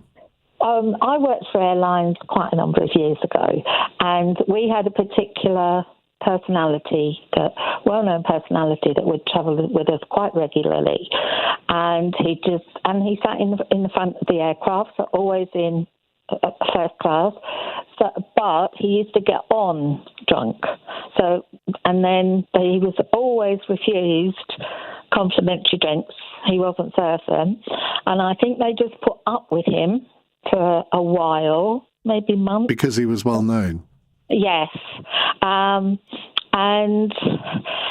the last, I wasn't cabin crew, I was working in the office, but the last message he got, the last warning, and they said, next time you will not be allowed boarding, it won't happen. And they stuck to their word. And this particular man never, ever travelled on that airline again. Well, good, because you should not be given any leeway just because you're recognised. No. There wasn't. But I do think, going back to what some people have been saying about the various, the budget airlines and whatever, when it was just scheduled carriers like British Airways and American and whatever, I don't believe, because there wasn't so much competition then, which there wasn't, they just had their airline, they had their services, that was it. I don't think the money aspect came into it. The quick, you've got to get that aircraft out, you've got to fill that, you've got to get that one on. So I think that may be the continuity of passing on the information from the land agents to the ramp and up. I think that may have subsided a bit. Well, I guess a lot of people have flown on planes where there is some sort of celebrity on the plane and everybody always stares at them. And if they are misbehaving, it then ends up on Pop Bitch or one of the in one of the tabloid newspapers, I suppose. But I mean, no airline should give someone preferential treatment because they happen to be well known. It went for a little while and then bang, it just came down. Yeah. But I do think that because aircraft are rushed so much and you've got to fill them up so quickly to get them away because of the on-time fines, off-time fines and things, that may have caused the lack of passing on the information about what the passengers are going to be like when they get on board the aircraft. I don't know. Yeah. OK, Lizzie, thank you. David says, as an airline pilot myself, your previous caller is talking utter nonsense regarding bars that serve flight crew alcohol before flights. All the crew would be in prison, along with the persons that serve them. He's talking utter nonsense. Crews regularly get breath tested, and I cannot believe what he called in to say. Well, again, you've redressed the balance there. I mean, look, I must admit I was quite surprised when he said that, but he did seem to be a genuine caller. It wasn't a prank call or anything. But thank you for clarifying that, David. Another text here from Gina, who says, I have a relative who works for an airline. He says the Brits are the worst offenders for drunken behaviour on flights. That's not a record, I think, that we should be proud of, is it? I'm sure there are problems with other countries too, but as I said at the beginning of the hour, historically, Britain has always had a problem with drink. Dennis Thatcher always used to say that he had a problem with drink, that he could never get enough of it. Right, let's take this one from Colin, who says, I worked for Arsenal as a steward. You're not allowed into the stadium drunk. Not sure why you are allowed on a plane. I'm not sure whether that necessarily applies to every single football club. No names, no pack drill. This one from John, who says, just to interject, that it's not the being drunk which is the problem, it's the behaviour. Drunkenness is an excuse for the perpetrator. The behaviours are possible and frequent when people are not drunk.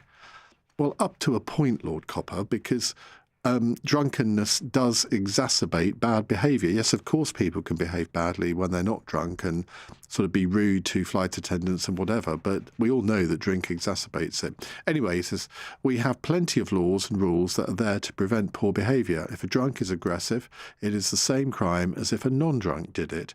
The point I'm making is enforce the rules we have against bad behaviour.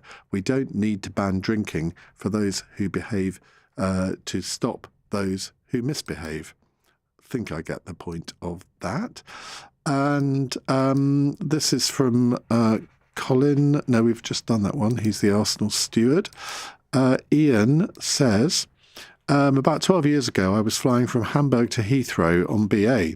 The people in the lounge were a disgrace. I asked customer service what was going on. She said I was too early. That was EasyJet to Manchester. Phew. Right. Now, regarding our caller earlier in this hour, which we've just heard disputed, caller Mike didn't say when this was happening while he worked at Gatwick. The mandatory testing of aircrew is a relatively recent introduction. British Airways introduced its own mandatory breath testing of all its UK-based pilots and cabin crew in 2004. So that is comparatively recently. You would have thought that would have been the case for a very long time. Right, Tom's in Manchester. Hello, Tom. Hi, good evening. Evening. Yeah, I think this is just boozy Brits culture. I mean, I don't think we should be banning it in airports. Why ruin it for everybody else just because a select few can't handle the drink and misbehave? I think you should have 2 strikes. And if you misbehave or have to be reported by one of the cabin crew or the airline staff and an incident occurs, if you have 2 strikes, then you should be banned for life from flying, regardless of what airline you're on.